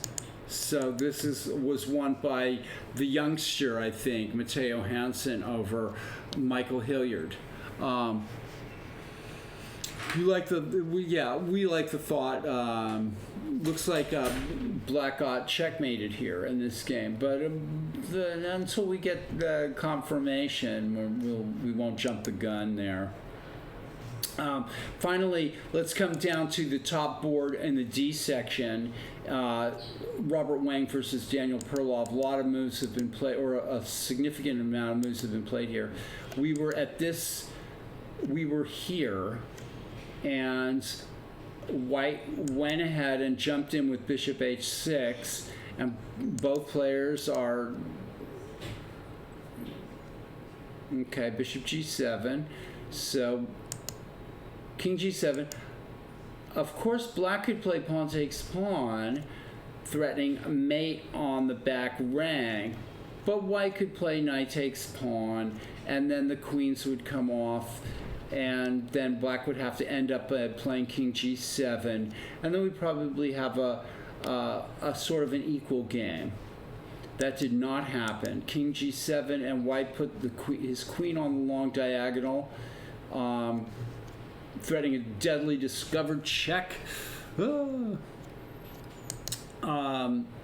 Queen Black decided to play Queen G5 check and get the queen off of that horrible lineup with the rook, and after White plays King B1, black also plays king g8. So a little bit of sparring going on here. Nobody's delivered a knockout blow yet. Let's see, g4.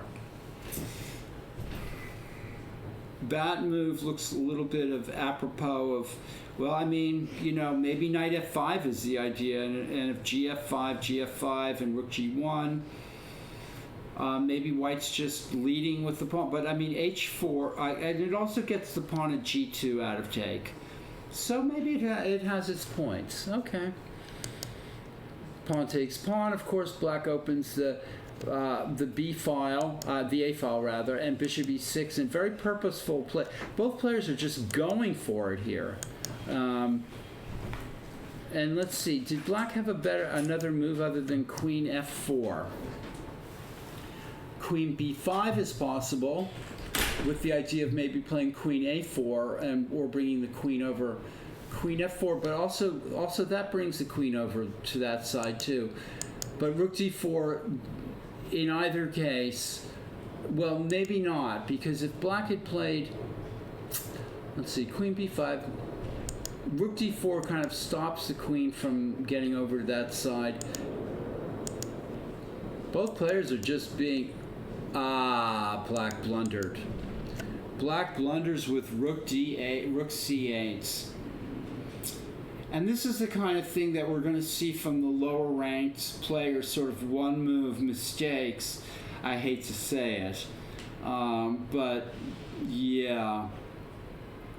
Very, very not being tactically aware is part of what I find as a teacher is a recurring theme here. Just rook d8, and that wins the black queen for a rook. And the game is effectively over in one move. Whereas if black had played, you know, maybe bishop takes b3 here, it's the unprotected black queen that should lead black to sort of being careful here. When your pieces are not protected, there can be tactics that will take advantage of that. And so what we're seeing here is exactly that. A tragic blunder. Definitely a tragic blunder. And this game is now over, over in all but name here. Black is down a queen for rook. Okay, so we're going to go back to board one, where we haven't been for a while.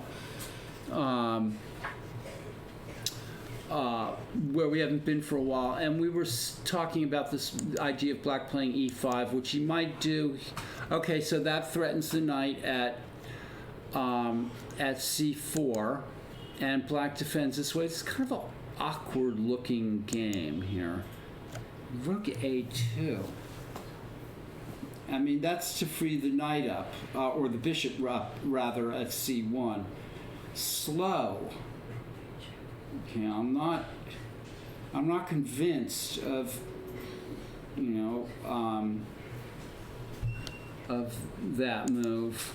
e6 takes, knight comes back to d4, and I think that black might be obliged to take this now, because if bishop d7, white has a tactic there with knight takes e6, bishop e6, I think, and then rook e6.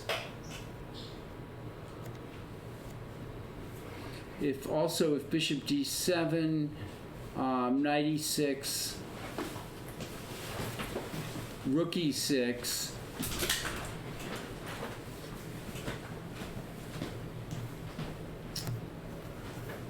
well, bishop d7 might be possible here.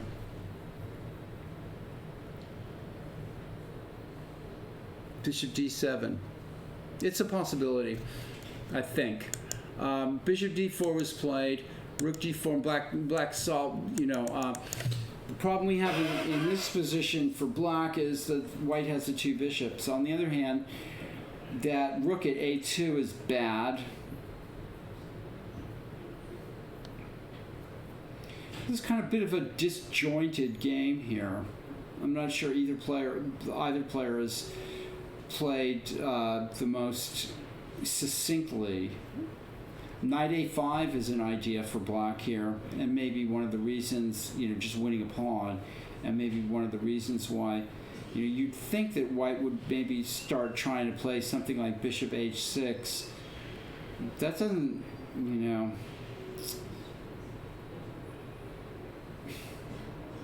that rook A2 is bothersome. It has nothing but defensive purposes. It might be a good idea for white to exchange the bishop at C1 and go for with the bishops of opposite colors. There could be the possibility of an attack Although again, with that rook at A2 not being able to join in, we have issues. And going back, let's see. Why didn't white play rook B1? Well, maybe bishop A. No. Yeah, maybe rook B1 was possible. Hard to play these positions. Karpov knew how to play these kind of positions, but the rest of us have no clue. Okay. So this is this game. This is board 1 of the William Addison Memorial Tournament with 2450 plus player Kyron Griffith, white against the top 11-year-old in the country, Eric Lee, and it's still anybody's game that I can see, with some unanswered questions. We have Addison Lee versus Chambers. This is board 2. Addison Lee is an expert. Ezra Chambers is a FIDE master and one of the young players that's been playing a lot around here lately. Okay, so I think black is very solid here. Black decides to regroup with knight e8, and I'm not sure about that, but we're going to see what the point is. Knight a4 attacked the queen, which went back to d8, and white plays b4, which secures the c5 square and tries to fix that pawn. And I think black has done something wrong here, because I think black maybe should have played a5. This is a nice plan for white here.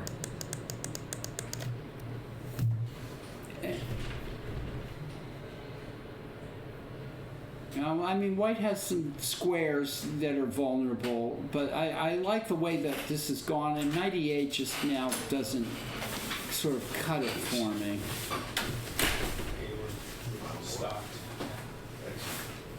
Somebody says they thought Evan Park was a top 11-year-old, but now he says he thinks he might be 12.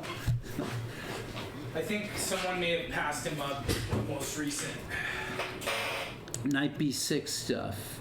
For black, yeah, I mean, but then the knight's going to come to white knight's going to come to c5. It's still complicated, so nothing much going on for sure. And then we're back here at this game, folks. If you've been staying with me, I'm not going to backtrack. I'll just take the game sort of where we left off. White decided to go for the two bishops, and and that is a crazy looking move. Although, white has to do something here, and but it does give black the d4 square, a very nice, and also allows f4. Of course, if f4 bishop h3, black has to be careful here, a little bit careful on that side of the board. Decides to keep the tension. Back to the A file with the rook. White plays queen c2.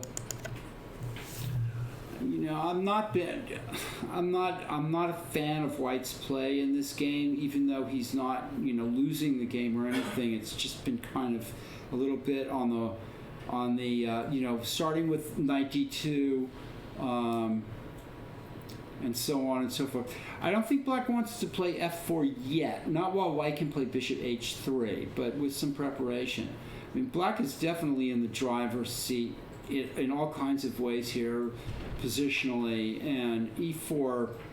You know, white's not losing, but has maybe played a bunch of moves that I'm not very fond of, and the whole way that his game is sort of trying to fit together doesn't fit together. If that makes sense.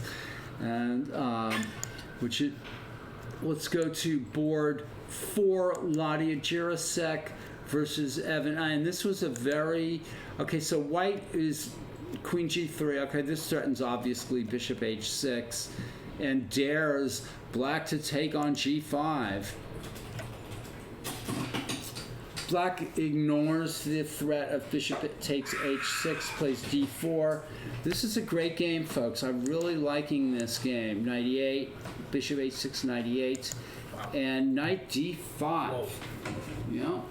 Well, I think that's the knight had nowhere to go, and so it goes into D5, and white's just playing for mate. And Knight D5 also slows the black attack down by sort of getting rid of the knight. If black plays pawn takes knight with the knight on C3, so instead he's throwing away the knight on that side. Very tall-like play here. All right. Bishop D7 threatens queen takes H6 in case you can't, nobody at home, you can't see that. White retreats back to G5.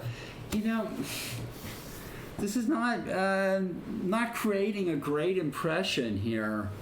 How does white crash through now? The attack is sort of on a slow burn, but black must be better here. It may be difficult to organize a defense, but black also has attacking possibilities. It's interesting. Okay, F6, taking the bull by the horns. Standings to our tournament page so people can see all. Okay. Yeah. Okay. So white throws another piece into the and black takes it. Black's now 2 pieces up, folks. Where is the attack? Where's the mates? So I guess H takes G5. If bishop takes D5, bishop E6. I mean, that's possible. But maybe H takes G5, and white's sort of banking on being able. Well, of course, is banking on being able to mate. Being able to mate here. It's complicated. After H takes G5, the threat is to, sort of play the queen over to the H file and deliver mate, or to play G6, and then you'll probably have time. But it's gonna be down to the wire here. It could go either way. Mm-hmm. Exciting game, very exciting game. There's a couple of very exciting games here. Going on here. So let's see. That's board and on board 5 we had Elliot Winslow trying to draw. He's now 1 pawn down, and black has every reason to. Okay, so we're going to probably have a draw here on this board. Not very inspiring play from Elliot here, who's now struggling for a draw again in this tournament. But I mean, there was nothing at the point that I came into the game. There wasn't much. We didn't look at the game from the beginning. But the expert Elliot's not having a great tournament.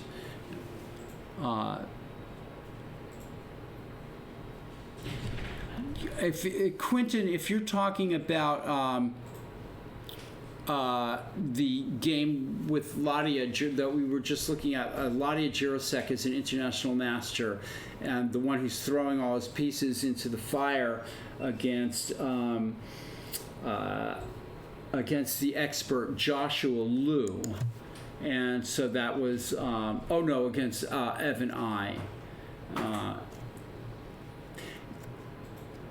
it's scary to get attacked, but sometimes. Okay, so let's go back. Let's go to the final board that we have in the open section, which was this maneuvering game here. And black gets in d5. This has got to be fine for black, I would say. I usually like playing these kind of positions for black. That's a nice way to play for white, though, and maybe unexpected. So black should probably needs to take on c5. Complicated. There's also the possibility of sacrificing the exchange with the rook e3. There's a beautiful old game between Ulf Andersson. Karpov was white and Ulf Andersson was black, with an exchange sacrifice of the black rook for a dark squared bishop. And I recommend everybody come look at that game. Elliot, come and sit down. Your game ended in a draw. You're having a difficult tournament. Please sit down so we can see your smiling face. And pull your chair in. So Elliot, do you want to show us?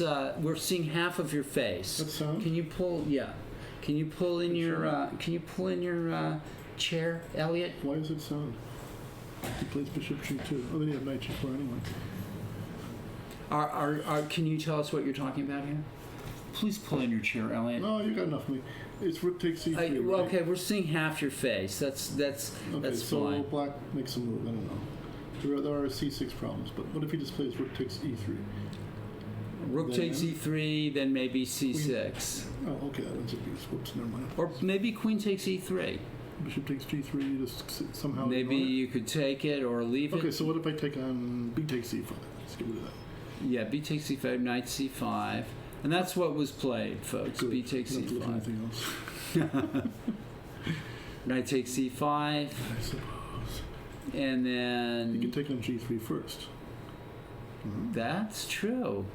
That's true. And then White's played a kind of a very slow and uninspiring. known as the English.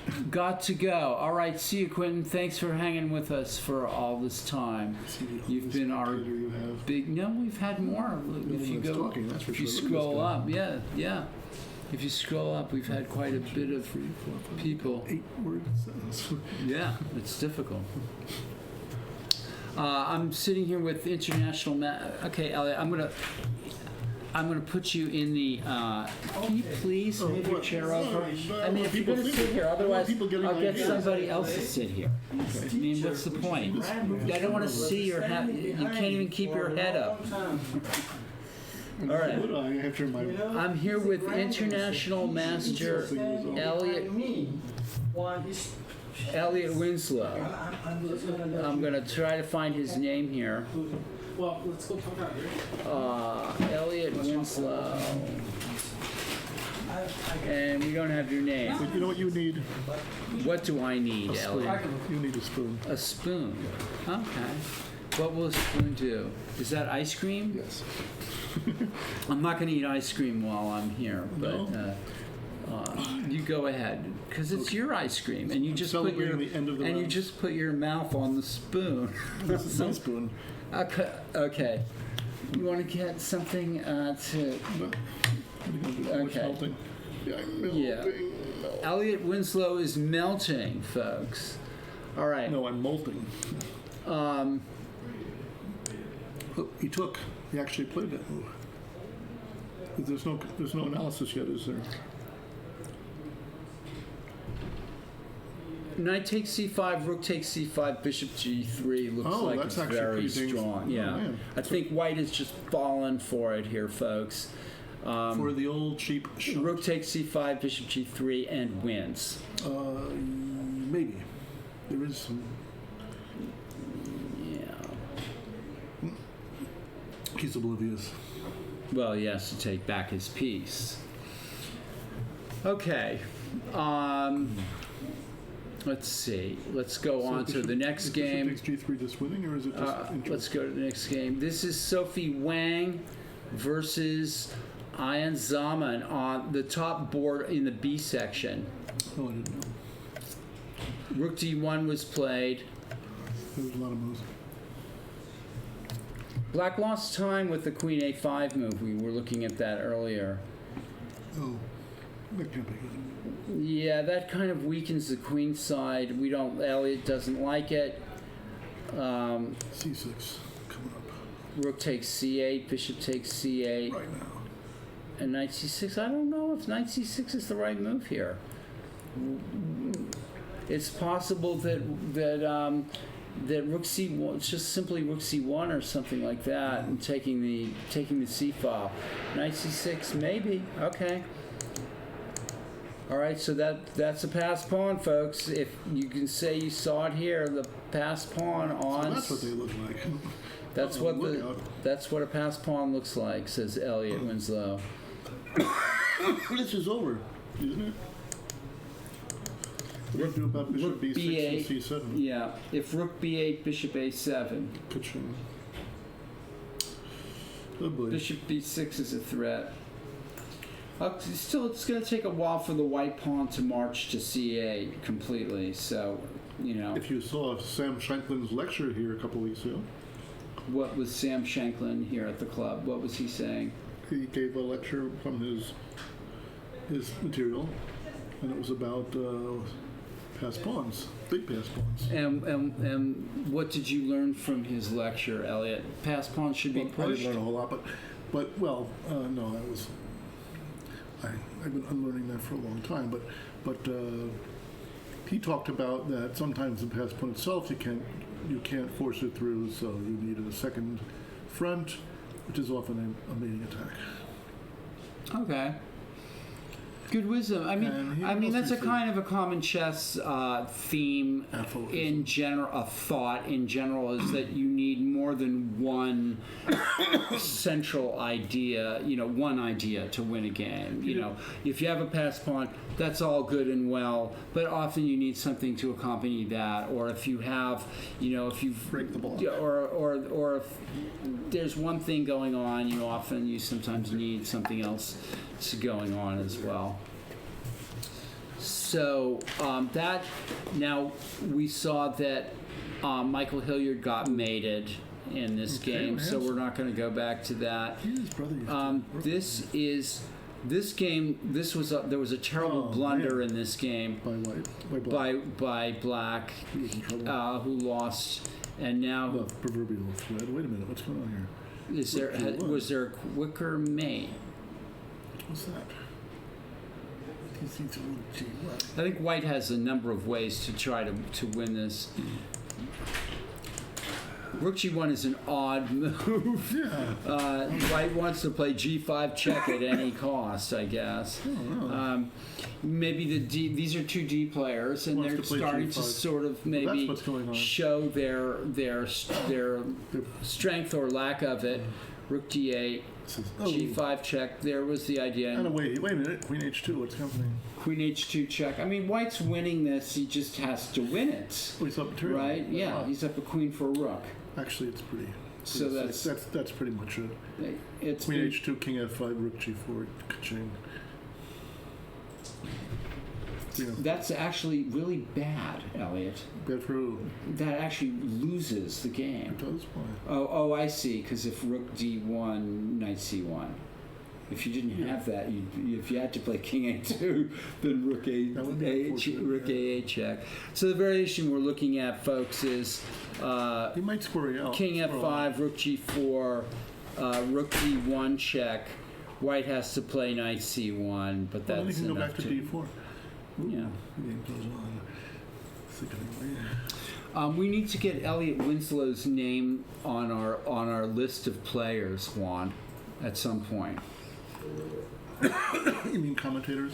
Yeah, he's actually. He has to promise to sit in the appropriate. Yeah, box. only if you sit in the right spot. So you want to change chairs? No, I mean we can put. Black went back to king That whole f5. rook g4 thing, maybe that's just not a great idea. Yeah, okay. So, Well, white's winning. It just has to win the game. just has to win. So let's go back there up it is. to- Wait. What? Oh, I thought I saw maybe not. I guess he can force his king to d6. Let's go back up to board 1. We're going. And we were at this position. This was an odd game, Elliot. And okay, I like. And checkmate. Yeah. Or maybe not. And is that it? That's all we get? Materials even? Nothing else? Slightly uncomfortable for white with that stupid bishop on d5. And that rook at a2. There's a lot of. Another fine. Yeah, there's a couple of misplaced pieces here. Yeah. White's probably wants to play bishop c4 and just go for a dark squared attack, but it's not clear exactly what's going on here. H5 and rook h4. I've noticed, I'll say one thing, is that Eric Lee is a very solid player. I mean, he is a solid player for his age. Oh. He plays like an old man. Like, Is Charlie Jones in this tournament, or is he's in the TNM? Because Charlie Jones from Berkeley, or that's where he used to play a few years ago. anything can He happen. was like he was in a 2600 plus tournament, and that a bunch of draws were all he needed. And he played for him. Okay, here we have the Ezra Chambers game. Well, clearly White should play knight c5 here. And I'm not convinced at all that Ezra has played this game, this opening. It's just been actually pretty bad, poorly played. He's been making sour-looking He's faces. been making no progress. In fact, White is the one making progress in this game. Knight c5. And etc. Attacks the pawn at a6. Ooh, good slap. So knight c7. Hanging in there. What kind of... Well, What it's kind b5. of... I don't know. When white does have this annoying Then majority, a4, a4, a5. a5, b5. But black can play knight c4 then. Yeah. And it takes, and d5 is my square. Unclear, but I would, White's probably better here, I think. Black played some weird moves with knight e8 and stuff like that. So, Elliot, are you going to the senior I'm going to, in Florida? so help me, Orlando in August, to the Orange County, not that Orange County, Convention Center, or next to it, where let me get it right, the National Senior Tournament of Champions is happening. And why are you going, Because I Elliot? somehow slithered through in the Northern California Senior Championship a month ago. Congratulations, Elliot. No, that was fantastic. It was okay. The fact is, in the fourth round, it was a 5-round tournament. There weren't that many players, and there was one GM. I know how you slithered I know, in. but the great, all the audience, and how I was playing Silviano. It was an up and down game at a subtle level, and at one point we were in bishop and 3-pawn each endgame. And Enrico Silviano, the Grandmaster. Yes. Yes. And I was black, and I saw how far I'd gone. And I thought, oh my goodness, if I try to win, I could lose. It's got a past 8 B pawn. Right. So I saw a maneuver to reach a forced draw, and I took it. Congratulations. No, and that was round 4. And then there was 3 of us, because Vince had also drawn earlier with a half point off, and of course, Silviano played Vince, and I got to play an A player. Right now. Even Very that- well done. Yes, and that was my But really, like a cheap football. do you player. know of any of the other players playing in that Yes, tournament? yes. There's a couple of likely GMs. Silviano's playing Oh, at Southern California, which is really where he's from. so he got to play in both? Well, he I lives mean- in Southern California, but he teaches in Northern California, and Now that's an interesting yeah, thing. you're pointing to the right person to ask. Yeah, how did Silviano get to play in both the Southern and the Northern California senior championships? He played. You mean last year? No, this year? this very year. He is playing in the Tournament of Champions from Southern California. This year. Yes, year. Okay. after having. Because he did play it last year from Southern. Forget about last Right. year. He didn't qualify up here, so he qualified down there. And if he hadn't qualified there, he probably. Yeah, now how that happened, that I have no idea. Well, if he didn't work it out in Southern California, he could go to Indiana the next month. But the thing what would happen though is if it was deemed that he shouldn't have qualified to play from here, he could have won this tournament, but the next person that was eligible would have gotten. Right. Oh, that's right. Now, what about if he had won both? Then could he have both Get a played? bye. He could two of himself. Back, I'm in tournaments. I'll tell you what happened. I think it was last year at the Super State Championship. Super State. So someone had won one of the sections and was, like state champ. And when we say state champion, it's Northern California state champion. Right. The one that won with a perfect score lived in Southern California. So even though they won from Southern California, the person that finished second was the state champion. Right. Now, I've heard of things like that. Now here's the twist of the story. Yeah. You tell me if you heard of this happen. Okay. The year prior, He loves his stuff. these same two kids, the one that finished second that won the state championship, played in the Southern California and won that. And the one that finished second was the one that right? So they switched it off. It's like a Kafka novel. Yeah, or something it was really weird. And it was the parents. So I'm going somewhere in August too, and now I have my boss here, Abel. Now I'm going to spring this on him, even though it's not quite a surprise. I'm going to Hawaii for a week. Very nice. I got a free trip to Joni, my girlfriend. You don't have got to buy a free You trip. don't have to buy a We don't. timeshare. We're getting everything paid Really? for. It's incredible. Why? How? And so How'd that it's happen? just her boss gave it to her. just Oh, that gave was her a nice. gift after all this incredible. I normally am not super fond of vacation, but the trip to Hawaii I took was Hawaii's pretty one neat. of the best ones. Wow. Yeah, it was fun. We're going to Maui. I went to Maui. Yeah. Well, and I we're, don't remember what island it was, but it rained the whole time was I was good. there. But it was great rain. It was great, right? The rain was delicious. You're gonna have a great time. Thank you, Abel. Vacation approved. So I'm trying to Thank you. I'm trying to find the list of Okay, let's that are keep in. it. We're Ginsburg is in. Ginsburg, that's Fishburne, right. I think it's. You're gonna have your. You can have a GM or two. There, last year, or maybe it was this year. One of them from Georgia was Soviet Georgia or no American Georgia. American Georgia. American Georgia. And who do you think? And it was maybe it was a joke. Maybe the guy. It was one super GM. I don't remember who. Not super, but with someone like not Zapata, but. Oh boy! But an old guy. He had to be not old to me. Right. Yeah, he had to be an old guy, but to a point. But it was somebody that I didn't. What's he doing in the U.S.? Because some of these guys, they kind of, I thought Trump was throwing them out, and there they are. They're everywhere. Okay. Apparently, chess is an exemption. Okay. Well, is there a picture of Trump? Yeah, there's a picture of him looking at a chess set. Like, what the heck is this? Well, I know. All I know is that Donald Trump once said that there's no grandmasters in the United States. You know what he was talking like about. That, but we won't go there. And maybe This is not a computer I can use, right? not right a browser and look now. for You can go look up something up there. Let's. Addison is still thinking about in his game with That's great that Chambers. his name is Addison. That's right. Addison is playing in the Addison.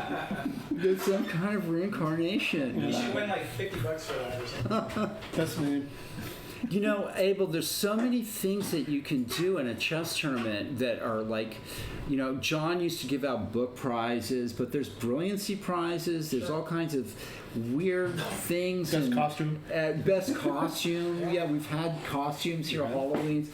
I mean, you could argue that we can give out best costume for some of the people that people wear as their regular. That's their regular get-up. Yeah, right. Weirdest chess player.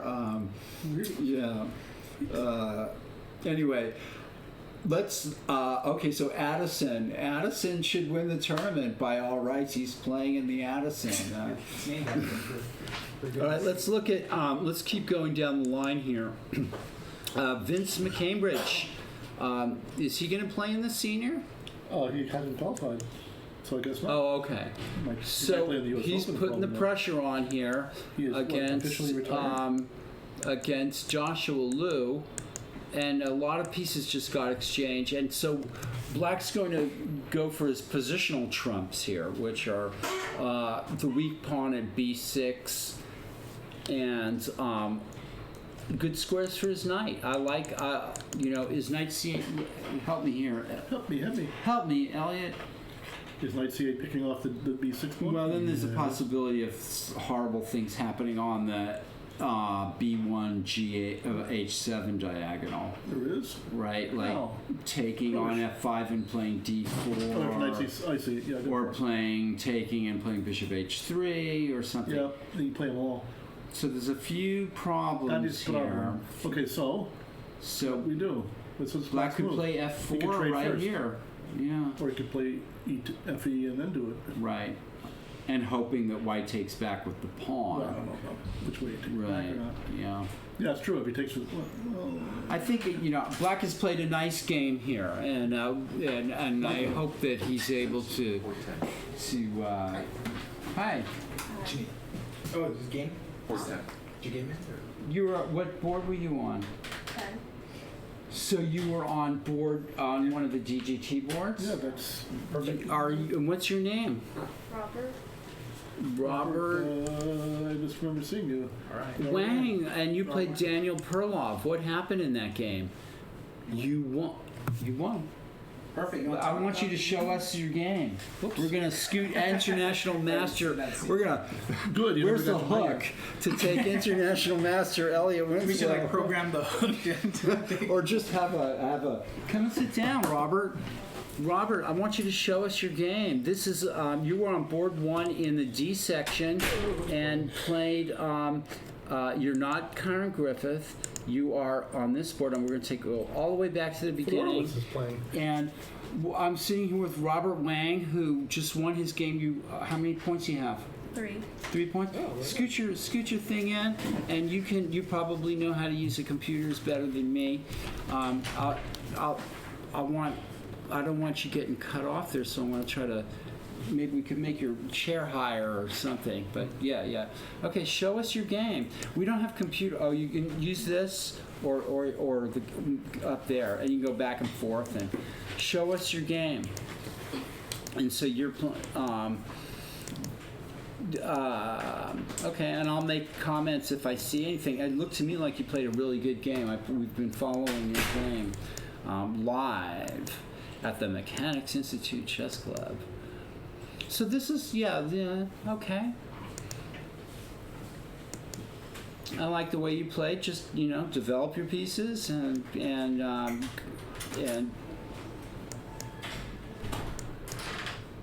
it was possible to play pawn to go back one move if you can. Or 2 moves, yeah. I guess it was possible to play pawn to e5 and then to play pawn to f4, but that would just be another way to play. And I like the way you the way you played was fine. And then you started playing really aggressively too, which was good.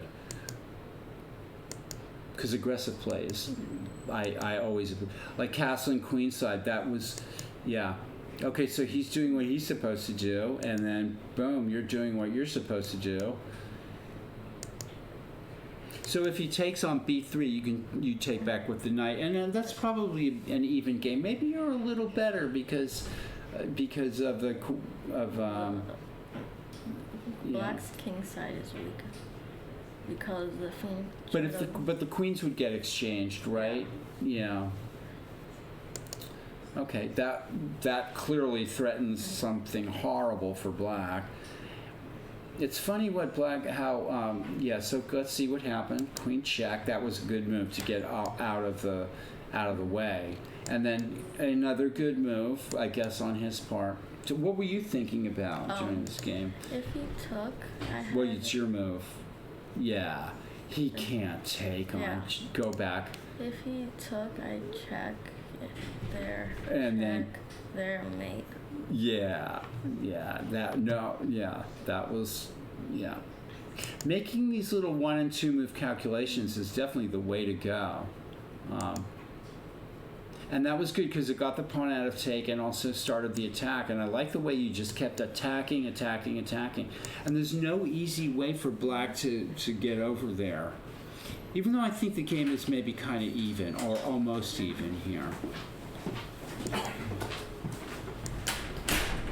Yeah, and maybe black should have gone over to this side with queen b5 and queen a4, but you know, you're not in too much danger there, I don't think. I don't think you would have been in danger. Yeah.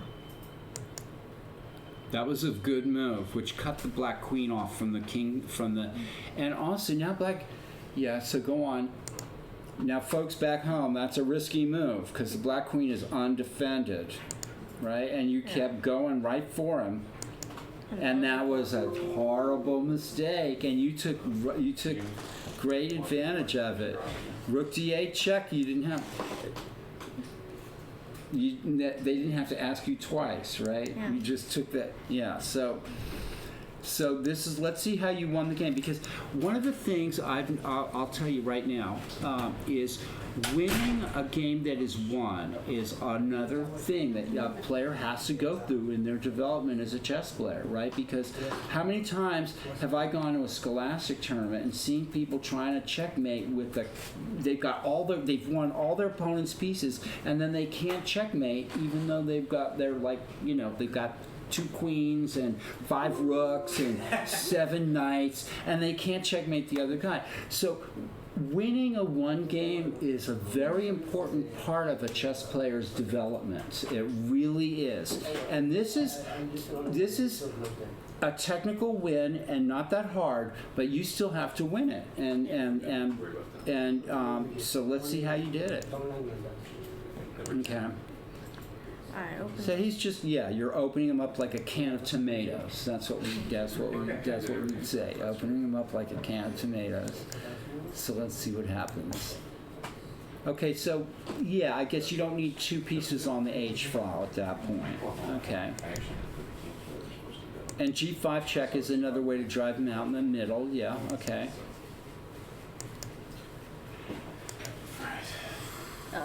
Now the king has no squares to move to. So. Right. So you just have to check him. That's true. And we were looking at that. So he has 1 cheapo left, right? And did he play? What did he do? He checked. So now, okay, let's go back 1 move. It's still possible for you to make a horrible move here, right? King A2. King A2, and then Rook A8 is actually mate, and you're the one getting checkmated. And that would have just been the most horrible thing in the world, right? But you've got your wits about you, and you played Knight C1, and then he's just desperate. There's nothing he can do. King A2, Rook C1, and then Queen F4 check, and then sure, get greedy. I like that. Be greedy. Chess is a game where being greedy is a good thing to be. Congratulations, you played a really good game. I hope definitely. Good job. I hope you're going to be on board 1 again tomorrow. So after your game, come in here and show us your game, even if you lose or draw. Come in here and show us your game tomorrow, okay? Because I'll be sitting here, and we'll do the same thing. And there's going to be a grandmaster sitting here too, Nick DeFermian. So that'll be really cool, and you can analyze your game with him, even if you lose. But the way you're playing, I think you're going to win. Or at least I'm rooting for you because you're a good player. All right. Thanks, Robert.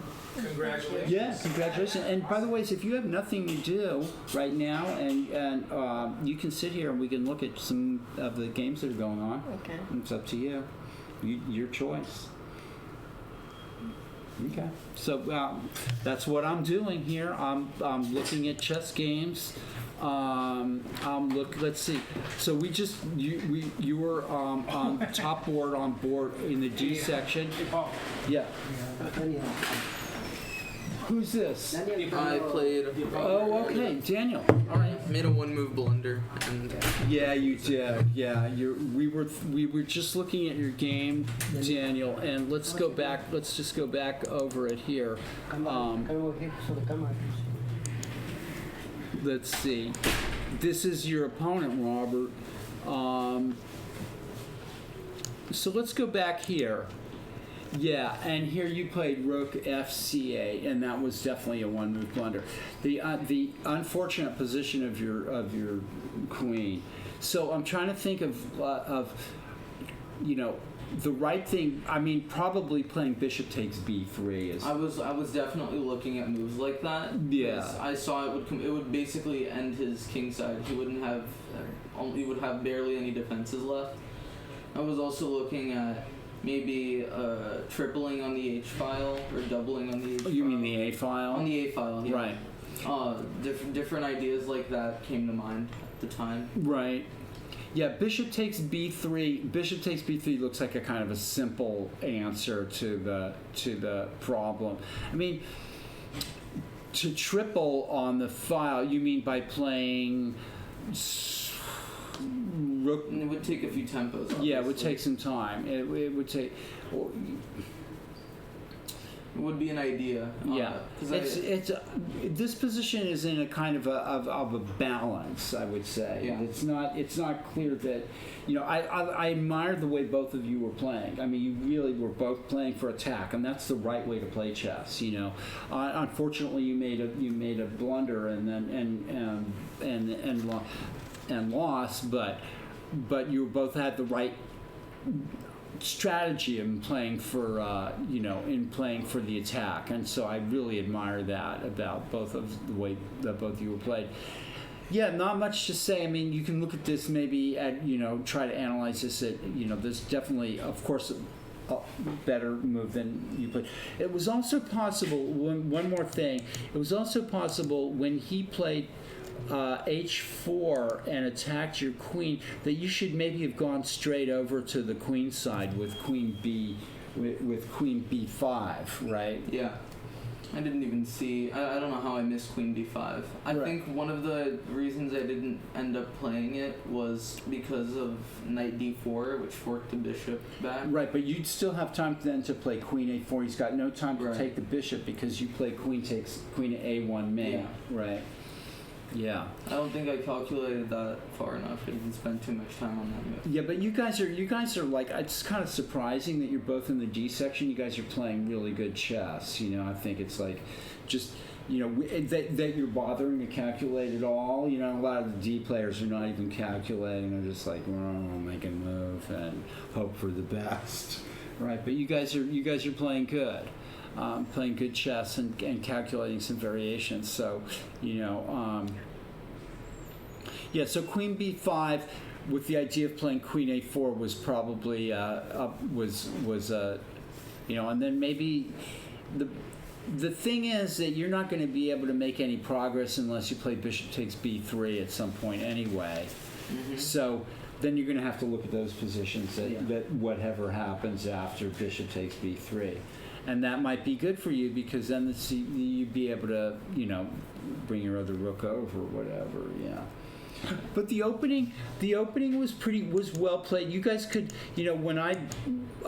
one thing you could do when you get home is maybe look up look up some of the finer points of this opening, like, and just see if there were some moves where both play. You could have done something different, like that a6. Is that kind of a normal move now? I mean, I'm not sure. I also haven't reviewed theory on the hyper accelerated in a little bit, but I usually play a6 because I don't like the knight hopping over to b5.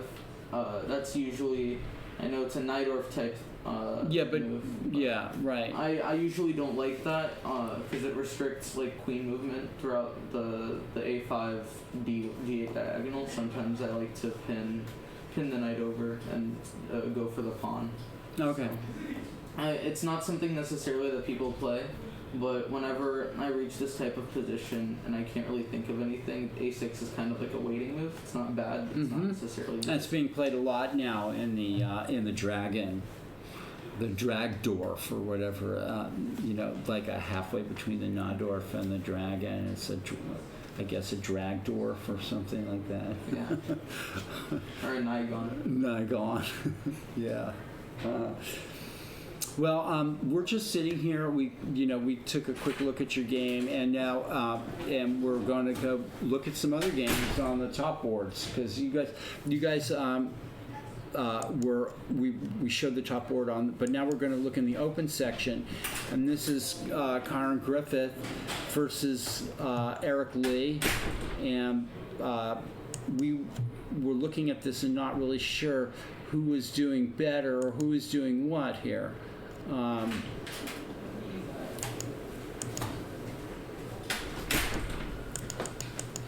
It's been a complicated game. All right, so the pawn at c3 is hanging. That knight, when it goes back to that knight has a lot of possibilities. It's not clear that, it can go to c6, it can go to f7 and cover a lot of squares there. This is not easy position for either player to play. It's very, very, very difficult position for white. I'd say white has, maybe even more problems to solve than black does in this position. You know what I mean? Because of the knight being able to go. I like the way that Eric has played this game. And by the way, this, I think, was another Dragdorf. Let's look at this. Ta-da! And Kyron didn't play like you did with what they call Yugoslav attack with bishop c4. He plays this kind of very, very slow way of playing with white. These are moves that back in my day, which was hundreds and hundreds of years ago, they didn't play like this with white. They played with white would play bishop e3 or bishop g5 here and f4, right? e2 is usually another stage. Yeah, they didn't play rook e1 and bishop f1, and black. I'm not sure that black played the right way, but he played well. Like, for example, sometimes in this position, that white's going to play a5, right? So you play knight a5. And that kind of stops that move. On the other hand, maybe you want to let him play a5. And the other thing is, black's bishop could be on e6, so that's another possibility here. That black, after bishop f1, black could have played bishop e6. And then a4, a5 is going to lose a pawn, maybe, to bishop takes b3. And also bishop takes b. So I'm not sure, but Eric played this way, and there's all kinds of ways to play these positions. Yeah. And so if you have different ideas, you can mix them up and use different ideas. And so Eric decided to play it this way, to play knight c4, and it worked out for him. And this early knight d5 stuff that white's playing here.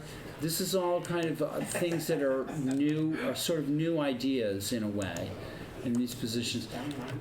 c3, rook e8, rook e4 attacks that knight, bishop b5, rook a2. Now rook a2, passive. I'm not sure that, and that's to free the bishop here. e6 was a good, it's actually, black plays e6, but, if you look at this position hard, you see that black doesn't really have many moves to play. He's got to play e6. He's got to play e5 or e6. There's nowhere else to go. It's like he's almost running out of moves. So, but it's a good idea to play e6. And then we get this very dynamic position. And again, this is this is an interesting choice to play bishop takes d4. Usually you don't do that in the dragon. And then d5, and so h4. White thinks that he can open black up. Black covers the king side this way, and white plays this, and we're back. Okay. So he played queen e1. And that defended this pawn, and the knight goes back to f7.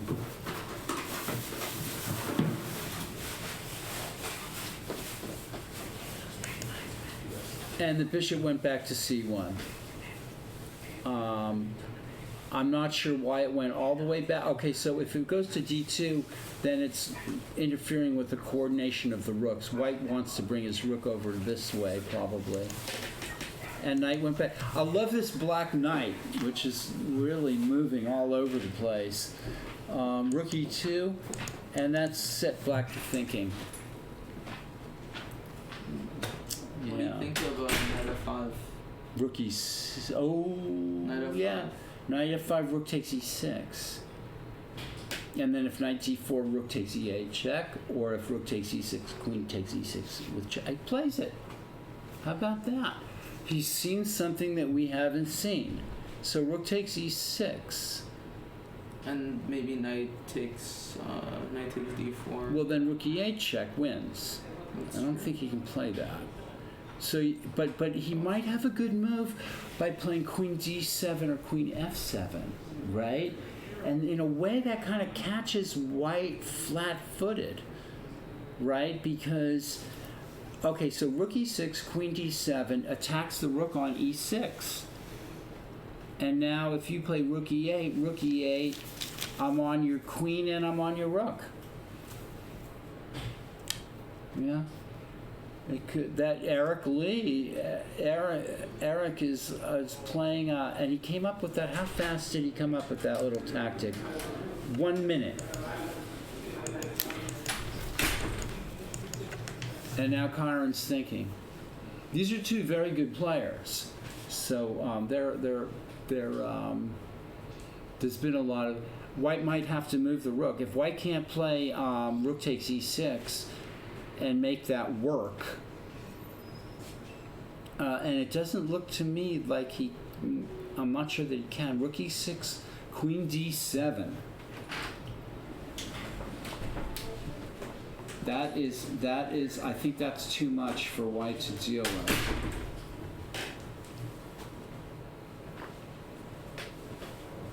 Any thoughts? I think you're right in that sense. There's not much that White can do. Okay. Well, we're analyzing. We don't have a computer to help us. Let's take a look at the board too. We left it off here with Black playing knight b6. I was thinking White should play knight c5. Let's see what he played. He took on b6. I'm not convinced that was the right decision, but that's, and then plays over here, bishop d3, rook c8, a4. Okay, that was terrible, I think, right? Well, maybe not terrible, but just, I mean, couldn't White play rook c5 here?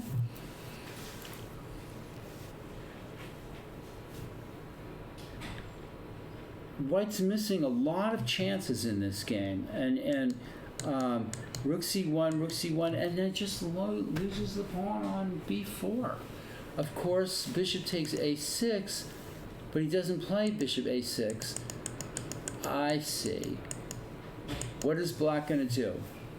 So Black has to either play queen a3, queen a3 looks like the right move. It attacks this and keeps the knight defended. What is he thinking of? He doesn't want to maybe play queen a3, bishop a6, and have to deal with that passed a pawn. Because if queen a4, then queen d6. So this could be some trouble for Black. Can be in trouble here and you know what I think Black is thinking about? I think Black's thinking of giving up his knight by playing queen takes a4, queen d6, and queen d4. That's what I think Black is thinking of. And then White takes on a6 with the queen or the bishop, and then we've got 5 pawns versus 3 pawns. He didn't do it. So bishop takes a6.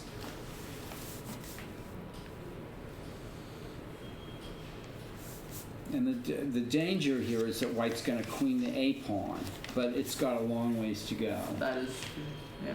So black's going to play something like knight to e4 here, and that attacks both h3 and a4. So actually this was a good decision by black. As long as that a pawn doesn't queen, black will be happy. And maybe rook a8 is even possible here.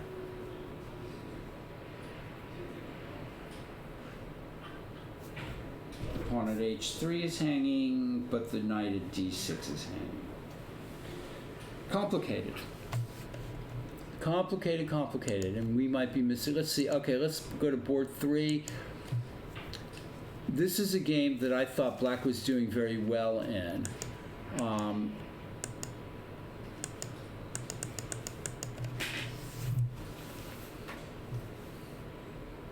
Because white had white has weaknesses here. So if black can pick up that b pawn and not lose anything, he's going to be doing well. He's got that nice square d4. Knight c5 is okay. So that's interesting. Whew. Strange move, though, isn't it? Allowing bishop takes c5. I don't like it. I would not give doubled pawns in this position because you could potentially break on d4. Yeah, well, let's see. Maybe his alternatives weren't that good. For example, all right, he could play queen b6, but then bishop d6, and then the queens come off, and I'm not sure what's going on there. The knight's attacked. There was also the possibility of playing pawn to c5, which, because black has 2 knights, that might be good. But white can get some counterplay by taking possibly on f5 at some point. But maybe knight c5 is not bad, but I don't like it that much. I think it's a strange choice.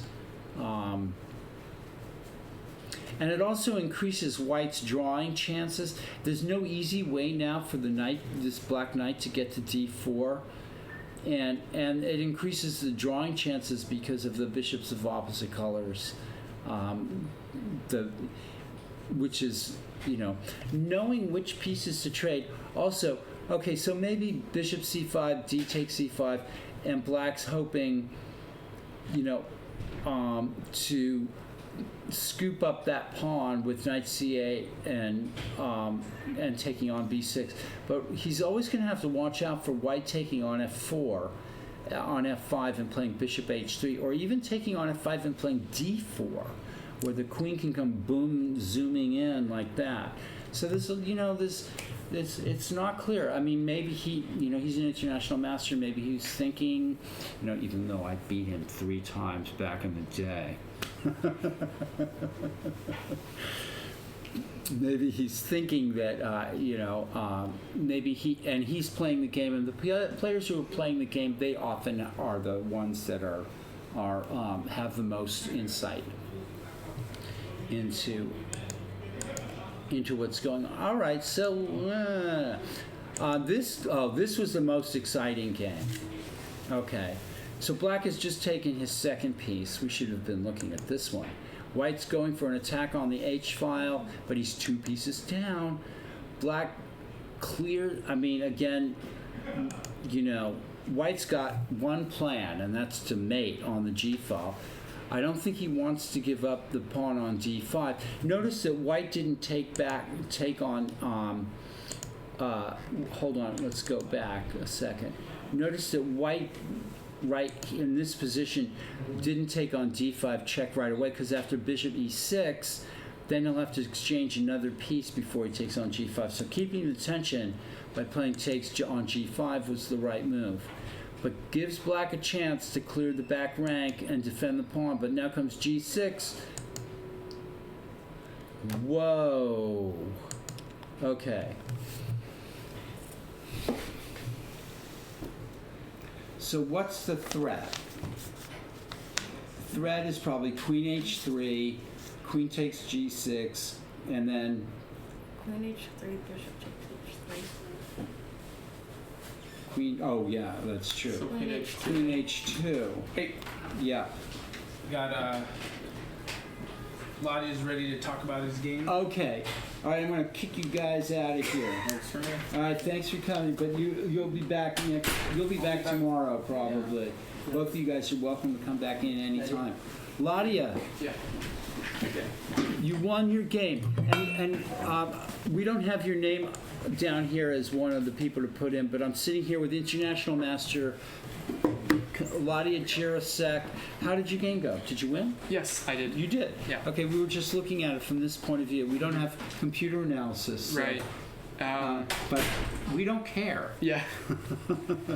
You can scoot your. We'll just scoot you closer. There we go. Yeah, Okay. there we go. Thanks, Juan. Yeah. Why don't we go from the beginning? And actually, I'm gonna take a quick break. And so, can you provide some commentary on your own? Sure. And I'll be right back. Okay. Okay. Cool. It's just let's see. Opening, I guess, was okay, but I'll then be right back. okay, cool. The middle of the game was where it went crazy. So I'm pretty sure my opponent is a Najdorf player, so I tried to trick him with a little sideline. And after this, I can either play with the closed Sicilian after f4 and g3, or an open Sicilian if I'm allowed d4. However, if he does play something like e5 stopping d4, then I'll play knight d5 and control a d5 square. So now, since the knight is on c6, he has no Najdorf position, so I thought maybe I tricked him a little bit, but there's still a long way to go to win the game. Yeah. So, and this is my dad right here. He's a very good chess player. Yeah. So, I know I kind of tricked him, but I couldn't remember my theory either. So, we were both in new waters, I guess. This bishop d7 seemed new to me. I was trying to decide between f3, f4, and knight b5, but maybe f3 would have been better. I don't know. A lot of this kind of seemed suspect after I played it. I wasn't sure if it was correct or not. Bishop e2. Maybe I should wait with king b1 and not play it, because when he got his queen b6 and d5 in, it seemed very, very good for black. That was a mistake, I think. Queen here. And yeah, if I didn't play king b1, maybe queen d3, or queen d3 looks nice. Maybe h4 if I can. But I thought this would be a good waiting move, trying to see what he would do to continue the position. But the problem is, after he gets his queen b6 and d5 in, there are always tricks with bishop a3, putting pressure on b2. So h6 and h4. Very common when black king plays h6, you play h4, trying to rip open the king if he does take your bishop. So a lot of times they do not. Queen b6. Can I take my seat? Sure. Of course. Yeah. Thanks, Dad. Thank you, Dad. Alright, so let's see. So queen d3, didn't want to trade queens, trying to attack. But here's where I missed the move d5. That was a nice move, I thought this was a great move from my opponent. It poses me a lot of problems, and there were a lot of different tricks that he would have, and I wasn't really sure what to do here. You take? Take with knight? Take with the knight? Yeah. Can I move pieces on this board? No. No, okay. Alright, let's see. But we can talk about it. Okay, So what's the idea of taking with the knight and then playing e5? That's an interesting idea. That's very interesting. Okay, so knight takes d5. I think moving the queen as you played was wrong. That was a mistake. So knight takes d5, then I feel like I'm watching a game of Talls back in the day or something. So knight takes d5. What if black plays e takes d5? d5. I guess that's the first thing you want to look So at. I have to play e5, right? After that? And then... Oh, I guess the point is now he has no bishop a3 because I could take it with my queen. But he could play knight e4. And then I'll get the bishop on e7. And he plays knight f2. Alright. So let's see. I'm in that position. I'm up one pawn. right? Your queen is attacked. Yeah, my queen and both rooks are attacked, but his rook is attacked as well. Right. Oh, I like to move queen a3. I like that too. Because if he moves his rook, then bishop c5 wins the knight. And when he takes on t1, he's not threatening mate. Exactly, I'm defending it now. Yeah. Interesting. And this is fascinating. Is a good, Yeah. good way out. Very interesting. Knight takes d5. Hmm. This is you're gonna have to run this all through the through the engines back home and or what people do now. So what? That's a very interesting. It's the game has reached a crisis really fast, like crazy fast. Yeah, you're right. I think knight takes d5 is the best. I don't think my move is good. What did you move your queen? I played queen right? g3. Yeah. I was originally thinking of pawn to e5. Okay. We thought that. Okay, so. Yes. So my main line went pawn to e5, and then he would play bishop a3. Oh, that's interesting. And to get the bishop out of take. Exactly. And I thought I could play knight a4, which simultaneously attacks the queen, opens my queen to attack the bishop, and defends b2. Right. So if he takes my knight with his light square bishop, then I take on a3. And at that point, I'm attacking the bishop on a4 and the knight on f6. But the problem is, once I got to that position, I saw he could play knight to e4, and then I was stuck. Because if you play queen a4, he plays knight c3 check. Exactly. And another reason why my king b1 move might not have been so great, because now the b2 pawn is pinned. Amazing. So then I was stuck. Crazy tactics. I think I spent like half an hour on this position. I felt it was a critical point, but I still don't think I played the right move. And knight d5, did knight d5 occur to you? Yeah, it was all fuzzy. Yeah. I think there was one line where I calculated knight d5, but then I thought he could play bishop a3 and totally forgot my knight's no longer on c3. I think knight d5 is much better. I think it's the only thing I can play to keep the balance. Was d4 the right move on his part? After queen g3? Yeah. I think so, yes. I'm pretty sure d4 was correct. It either won or I mean, d4 is good. Yeah. d4 looked good to me too. You're gonna lose a knight. It seemed like he was defending very well until he got a little greedy and tried to get the second piece. I didn't see. You saw that I never got to the end of your game. So let's see what happened. Okay, so he played d4. Yeah. I think that's correct. My knight has nowhere to go. Right. So I take on h6. Right. He can't take my knight because of mate, so he has to play either g6 or knight e8. Knight e8 makes sense. Yeah, exactly. It looks much better. Mm-hmm. So now I was at a crossroads. Knight d5 is a great, the only move it looks to me because. Yeah. Anything else, he gets too much counterplay with his pawn on c3. Now you have to play it anyway. Yeah. See, but now your queen is away. Right, and before I would have taken his pawn as well. There, yes. Right. So it is a good move. Looks like. Yeah. So he has to take. I don't think there's anything else he can do. Yeah. Mm-hmm. And then e5. Right. Just trying to keep everything So locked. this is and you're down. This is like you're down. You lost, basically. I would think so. Yeah. But any better player or any. I mean, there's still Black has to navigate a bunch of tricks and pitfalls. Exactly. Black should be able to win this. Should be. And then Paul would be. this one is I don't know. No, but let's take a look at another thing. That you have a pawn for up the piece, and you're liable to gain another pawn in the middle of the board, and you have an attack. You know, so I mean, this is practical. It's a practical game. You know, I mean, and you have the advantage of the psychological advantage of being a higher rated player, and you're playing. Yeah, I'm also down half an hour right there, so that might come into play. Bishop with B5 maybe.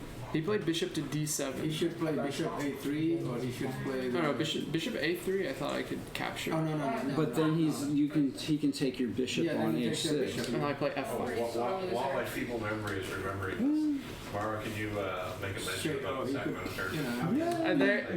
There's so many things we could calculate, but Yeah. it's crazy. Yeah. I think you are lost. The computer's going to say you're lost, If but you you have play- many practical Yeah, chances. Right. you play, 22 player, you die. Maybe. Yeah. That's why. So That has a magic. bishop to d7. I have trust your ability. And that makes sense because it stops Yeah. f5. So then Stops f5, allows the queen into the defense. Yeah. Maybe he can think about bishop to c5 and get another defender. Yeah. So you have to move your bishop. Yeah. So g5. So what's the move for black here? Maybe to Well, no, after my father He played f6, and I think that was correct. doing that, it convinced me it I wasn't. think that was the right move. F6 is a good move. Yeah, F6 is a good move. it looks like a good move to me. He's gonna get rid of his bishop. And it also maybe, unless something horrible happens on the light squares, he's going to be. It provides a way for his king to come out. Right. Yeah, the problem is if he doesn't play f6, either if he takes, I get the open h file, which looks like suicide right now, or if he moves his bishop, then I get a free move and could probably play bishop to My d3. mother used to get them too. She said, you know what, that's just It looks So like if he plays bishop f5, if you like dealing with it. oh, then I'll take on e7. oh, there you go. Right. Good. So let's say something like bishop to b4. maybe? To play bishop c3. Yeah. So bishop b4, I would play bishop d3. Uh-huh. Bishop c3, I'd play b3. Right. And if he tried to play queen a5, then I'd play f5, and I get back in time with bishop to c1. Drinking is a very heavily common thing. So it's still really double-edged. Yeah. Oh, you can get me under the table real quick. Alright, so he played f6. Yeah, I think this was a good move. Okay. And I countered with bishop to f3. Trying to take advantage of the open diagonal, and maybe I can get d5 and at least get one more pawn for my troubles. And now he took on g5. Yeah. Is that good or bad? Or I'm not sure. I thought taking on g5 was a little greedy for my taste, but I wasn't actually sure what else he would do. Well, he can keep. What if he plays bishop? If he plays bishop e6, you play f5 yourself. Yeah. And then if he takes, then you. If he takes on f5, then I'll take on d5. And he goes back with the bishop. It's. Yeah. Well, why would you? 2,000 player. Can give a second one. I would have been tempted. I would take it without even. Yeah, it seems like bishop to e6. Well, let's take a look at what he did, because you have to take. Yeah, I mean, opening the. So now the h file gets opened. Right. Yeah. That's what he's trying to do. And now he's got some concrete things that he needs to worry about. Yeah, I have a lot of ideas with g6, and Yes. then And queen h2. Or, yeah. You have to play g6. There wasn't. Well, white will have to play g6 if he wants to do anything. Right. And if That's he. your next move, no matter what he does. I thought he could play queen g6. That was the main thing I was looking at. Oh yeah. Anybody who has a feeding And then I thought I would take on d5. Cool. But I would. Because bishop h5 just blocks your own, blocks the h file for yourself. Exactly. Is way like. So I thought queen But if g6. he plays queen g6, then you play bishop Maybe you play queen h4. h5. And What if you play queen h?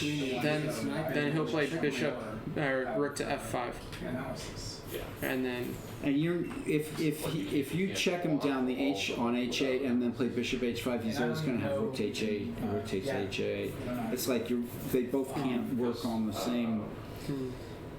Do you know what I'm saying? Yeah, Right. yeah. That's Prioritize. It looks like black should be able to be okay. You know. yeah. The computer will just say whatever it says. Yeah.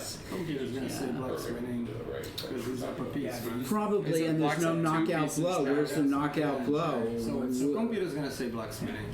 Now it's up to you to tell the computer he's right. Yeah, so knight c7. Yeah, that looks. I don't know.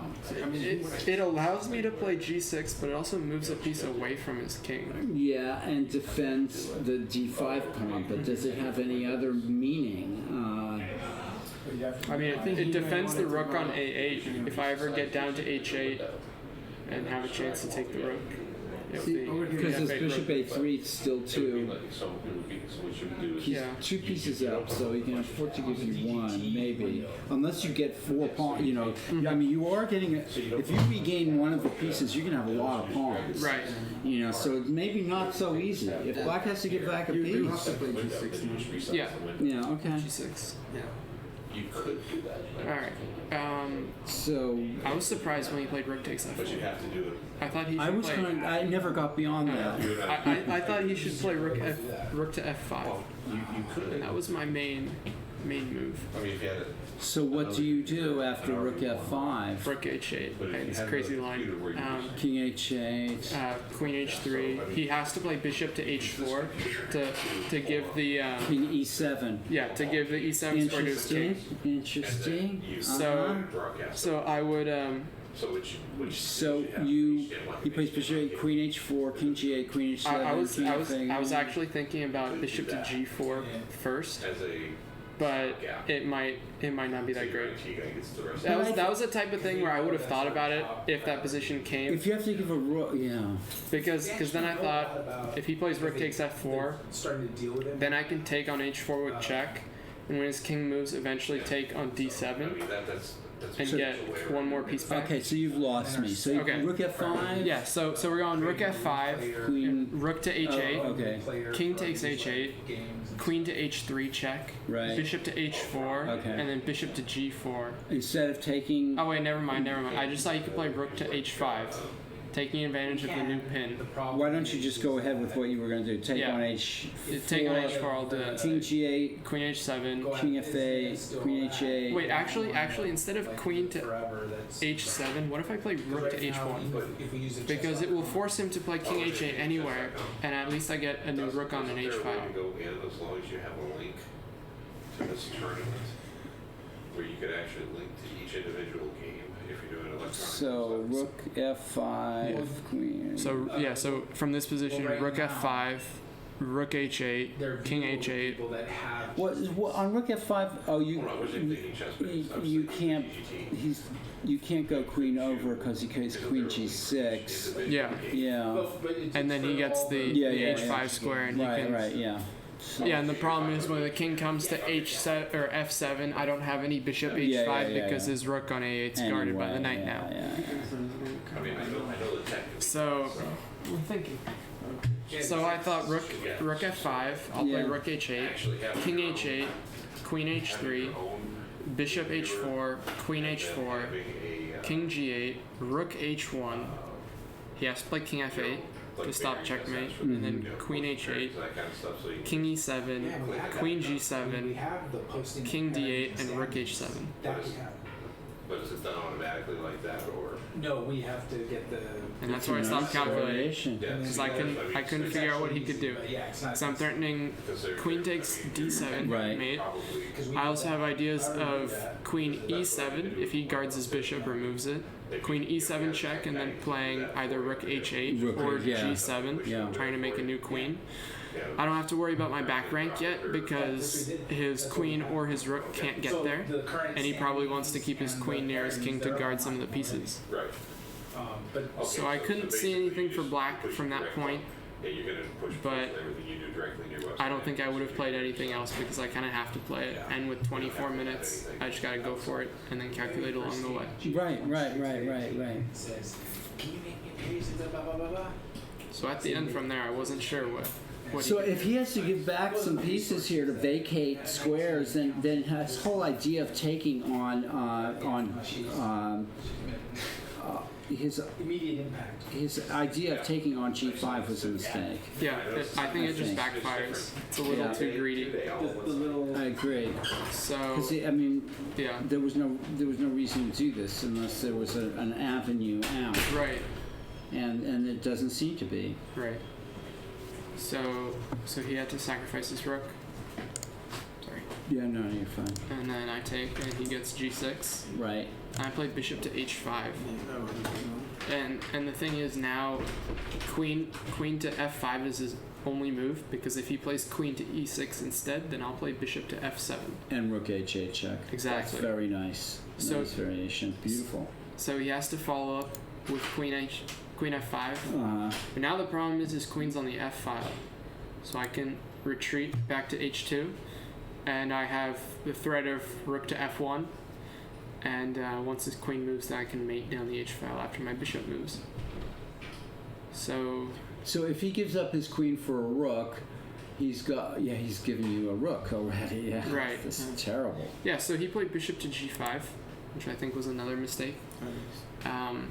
But it looks like he's lost. Yeah, and instead I thought bishop to b5, at least defending the f1 square, was his best try. A mistake in my opinion. He couldn't do anything else. Oh, he couldn't. Okay. So, after bishop to b5. You could also play queen takes d4, right? And after queen f5. Oh yes, I could. Because I think just materially, I think I'm better. You're better, and it's the tactics are just. Hello, folks. Hi. Yeah, all right, wrap it up. We'll see. Yeah, what we got. it's just a few more moves. Yeah, okay, great. We're looking at Ladia's game. So rook this to has been a F1. great game. This was my favorite game of, even though I never got to the end of it because there was always so much else going on. Yeah, so rook to f1. Okay. And, if the queen moves, then I have bishop to g6. Not to f7 because he'll play king f8 and escape. Okay. So, for example, queen to e4, I play bishop to g6, and then follow up with queen h8 mate. Yeah, he's lost. So he has to play d3, and this is his last chance. Okay. I can just get the queen, and then take, king d1, and after knight e6, get this little bishop to g6 move, and take control of the important diagonal. Accurate to the end. Yeah. Way to go, chess master. Thank you. Yeah. So if he takes, I get queen h8, and then the rook. Snag the rook in the corner. And it's three minor pieces for a queen and a rook. Probably not enough, huh? No. Yeah. So bishop to g4, but now I can just come back to my shelter because I control the important b1 to h7 diagonal. So bishop h6, had to guard against mate. Queen h4, knight d4 check, king b1. He's trying. You can't blame him for trying. And then you're forced to exchange a pair of minor pieces, and after queen g4, he has to move his knight. If he goes back to e7, then I get rook takes h6, so he has to make an attack. But then after queen to e6, king h7, and g4,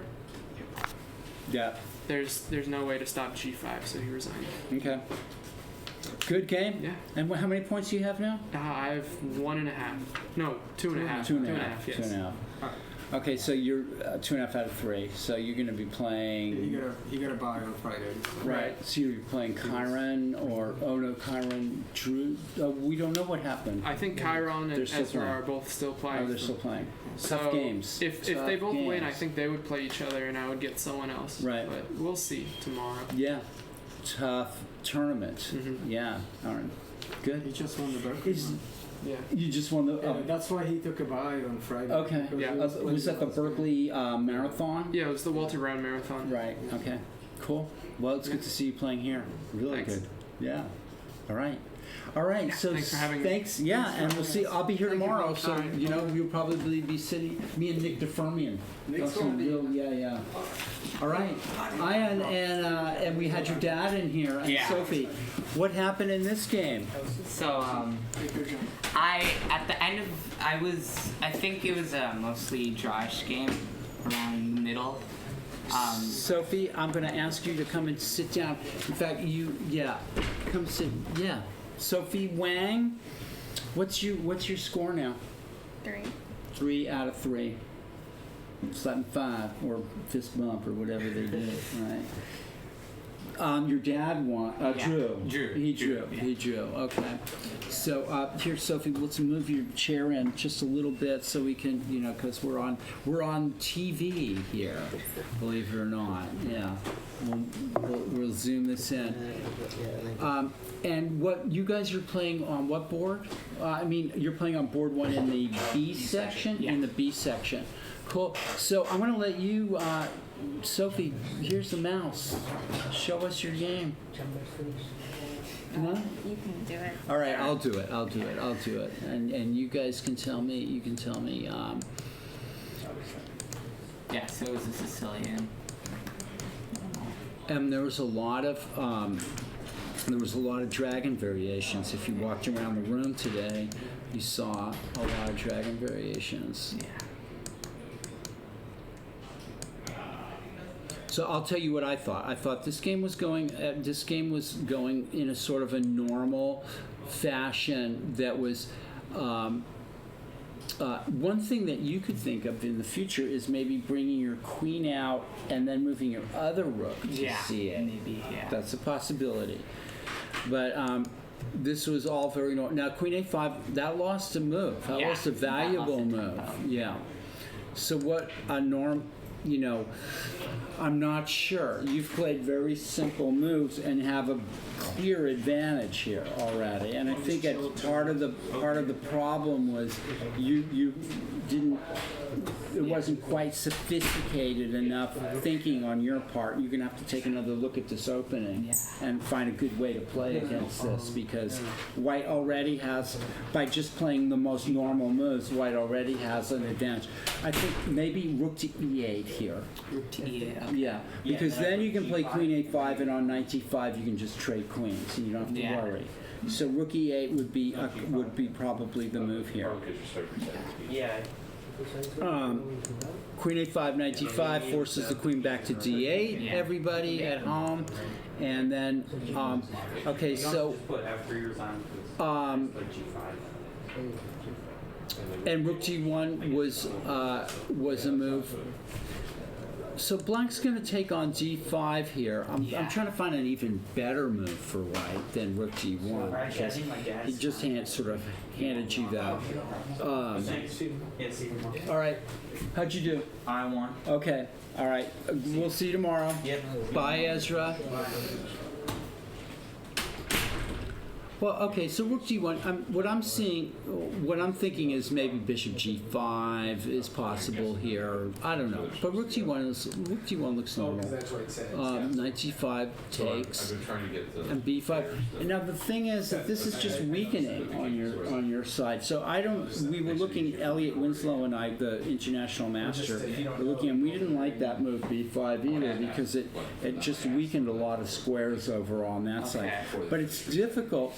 Let's see. Let's go back and try to find something. Maybe rook takes rook, and then move the queen this way to play rook C8. Yeah. And trade another pair of rook. As a possibility. I'm just throwing that out there as something that I was thinking of. So, and Sophie, if you you want to tell me anything during the course of this, what you were thinking of. But I think what you did well was just sort of take advantage of Ian's mistakes, and that was a little bit committal, because you're saying I'm going to queen that C pawn, but I'm not sure what happened because I didn't see the rest of the game. We looked at it from here. Very strong pawn. Yeah. And bishop d3 opened the way for queen f2, and now we thought you were just lost. Yeah. Yeah, and you played very simple, good moves. Without you did just boom, boom, boom. And so White's kind of controlling the whole board here. Can play on the queen side, can play in the center, and that's a tricky move. Oops. What happened here? Oh, did you lose you lost? Okay, so something happened here. Looks like you should just play queen c2, right? Yeah. No, but then after queen c2, I think I saw what was it? Your bishop. Now he's threatening to take. Now she's threatening to take your bishop. There was a line I forgot. I think it was. Can I show you something else that I'm looking at right now? white could actually play pawn takes bishop, right? Maybe, and then if queen takes rook check, go back here with the bishop, and then there's nothing can stop. Nothing can stop making a queen, and then at the end you're a piece ahead. No, but I have the rook for the bishop. Oh yeah, she's gonna have the. She's gonna have two bishops, and you're gonna only have one. Oh yeah. If you look at it a little, Yeah. you might. You see what I'm saying? But you played queen d2. Oh no! And then he can take there, and I don't. Can you do anything? Oh. Okay, so now you're resorting to some tactics to try to play bishop e4 maybe.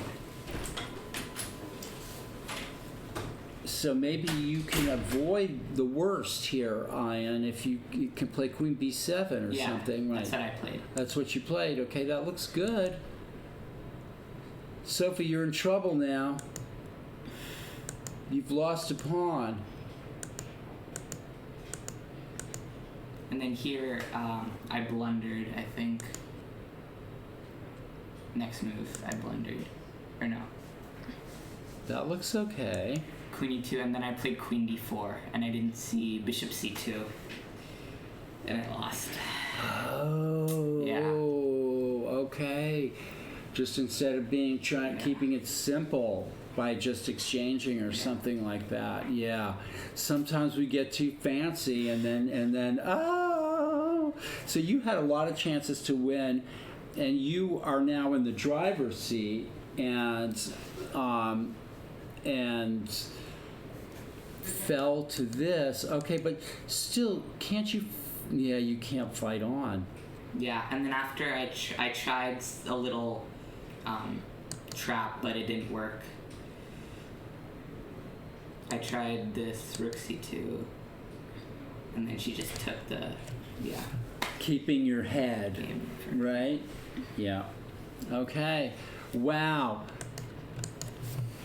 Well, congratulations to both of you. You tried. You had him, and then you kind of let it slip. You let it slip there, but then he sort of handed it back to you. So it was an up and down. It was a fight. Chess is a fight and a battle, and you came out ahead in the end. And my job here is just to point out a few things here and there. And thanks, you guys. Thanks. Yeah. I don't know if your moms and dads are waiting or if you're driving back on your own, but I'm going to stay here and I'm still looking at games, and if you guys want to hang out and do that, we can. Any other questions? Not really. Okay. Thank you. All right. You're welcome. All right. I have to. You have to go? I have to. Okay. Thanks. We'll see you tomorrow. I'll be here with a Grandmaster, Nick DeFermian. Okay. All right. Bye. Congratulations, Sophie. Good luck for the rest of the tournament. Just 2 more games, and you'll win your section. All right, everybody. The games are wrapping up. We have, as you can see in the tournament hall there, the place is thinning out. The winners are going home happy. The losers are going home licking their wounds and going to take it into the next take the fight to the next game. Kyron Griffith, I think, is still playing Eric Lee. Is that correct? Let's see. This is a terrific fight here. This game has been. Eric Lee is holding on here. Kyron is trying to make some progress, and he's won a pawn and doesn't want to exchange off into a losing. Okay. Well, Kyron, maybe experience has this is now a tough position for Black. Something went wrong, folks. I'm not sure what it was, but something definitely went wrong. Oh, that was our opponent, sorry. Black has lost is losing a pawn, maybe another pawn. If queen b5, knight e4, bishop e3, knight takes c3, you know. Somehow I think Eric should have been able to hold this or was doing better. But he's now in trouble. And let's see, Ezra Chambers won this game. Let's see how this game went. Okay, so white took the outside pass pawn, but then lost the kingside pawn. Oh no, and that's unfortunate. Coming up is queen e3 check. If queen c1, queen takes f3. So white collapsed quickly here. I think white, going further back, there were some very dubious moves made by white here, and one of them was not playing rook c5. Just beautiful square. And black played well, and just lost a pawn. Regained it on that side of the board, but black's compact pawn structure on the king side gives him very good chances in this position, and that's kind of what happened, and went from bad to worse. Queen e3 check. Oh, okay. So we saw Ladia's game, and we see Christopher Cole. This is one more game. Rook c5. Black failed to play bishop takes g3 here. That's unfortunate for black. Played bishop d6 instead. White bails out here.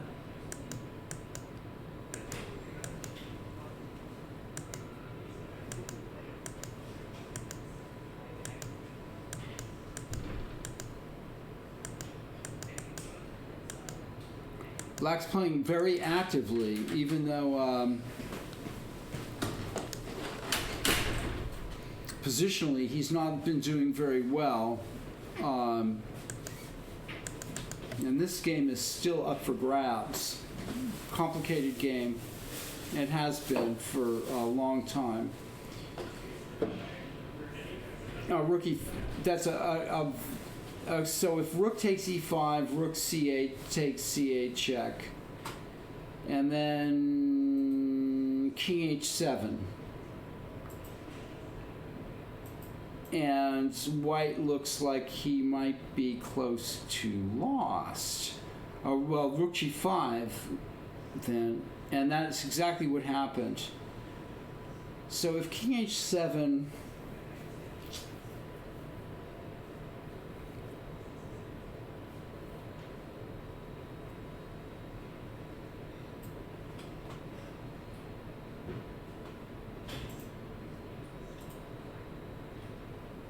White could be in a lot of trouble here with the threat of knight g4 check, or rook h5, rook h5 possible.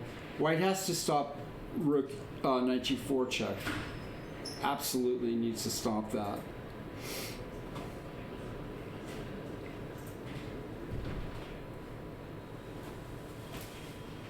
Very, very unclear. White's got a lot of... White's loose rook at c8 could be a problem here too.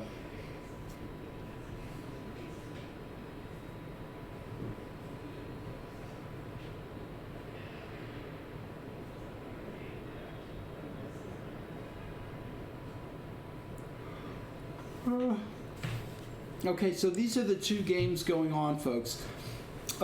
It's been a real privilege to sit here and have all these young stars come in and analyze their chess games. This is the future of chess, the future of everything, of course, and just an amazing tournament. And the third round is wrapping up. Chambers has 3 out of 3, so he's winning the tournament. And Kyron Griffith is very likely going to join him. Joshua Lee and Vince McCambridge drew this game. And so let's see what happened. Bishop c5, dc5, bishop h3, applying the right kind of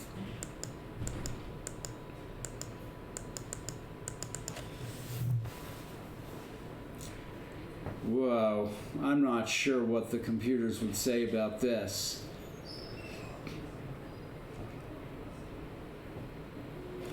Pawn takes queen, obviously, and then knight b3. We've got the bishops of opposite colors. The passed black pawn at b4. We never want white to get the bishop into c8 or something. I don't know. Grandmaster draw or something more? Is there other possibilities here? All right, let's move along here.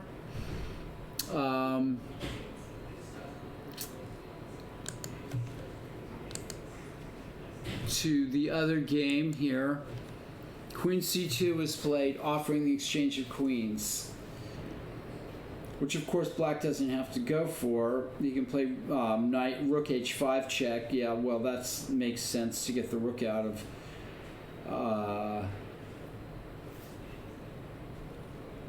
attack. King g1 or king g2 seem both playable here. I'm assuming black's going to play knight e4 on the next move, and the fight will continue. Black doesn't want to exchange queens here, not with all the pieces, his pieces misplaced on the king side, especially that rook misplaced on the king side. He does not want to trade queens. And there's going to be loose pawn at a6, as well as a white queenside pawn majority. Black is going to have to play knight e4 and go for it. Interesting. Okay. We'll come back to this. White has 1 minute left on the clock.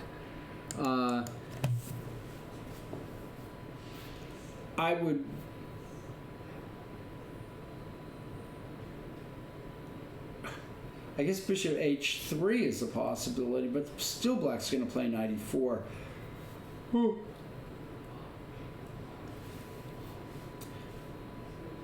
White might actually be in some trouble here.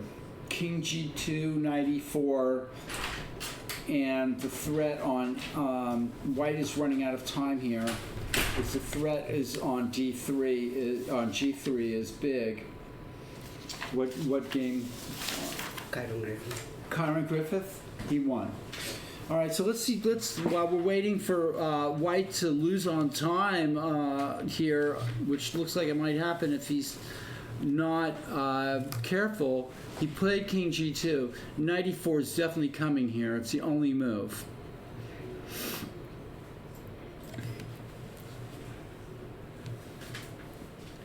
Now White has difficulty. How does the White cover G3? What's up? Queen D3, hey Karen, you won a game that I'm not sure that you should have. Really? Well, I don't know. I didn't see anything obvious, but it looked to me like black kind of fell apart maybe a little bit. Yeah, I think Knight Is that what happened? Knight G7 was losing. Or yeah. was very bad. I'll tell you, can you guys come sit here and do you want to look at the game? Sure. It'll be awesome.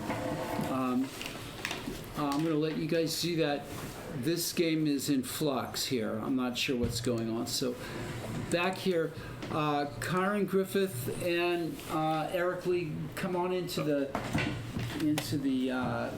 picture. And you guys, I'm going to get up for a minute and stretch my legs. Okay. And you guys can go over the game. That'd be so cool if you guys could do that for me. Give me a break. Do you want to go there? Okay. Let's put you both into the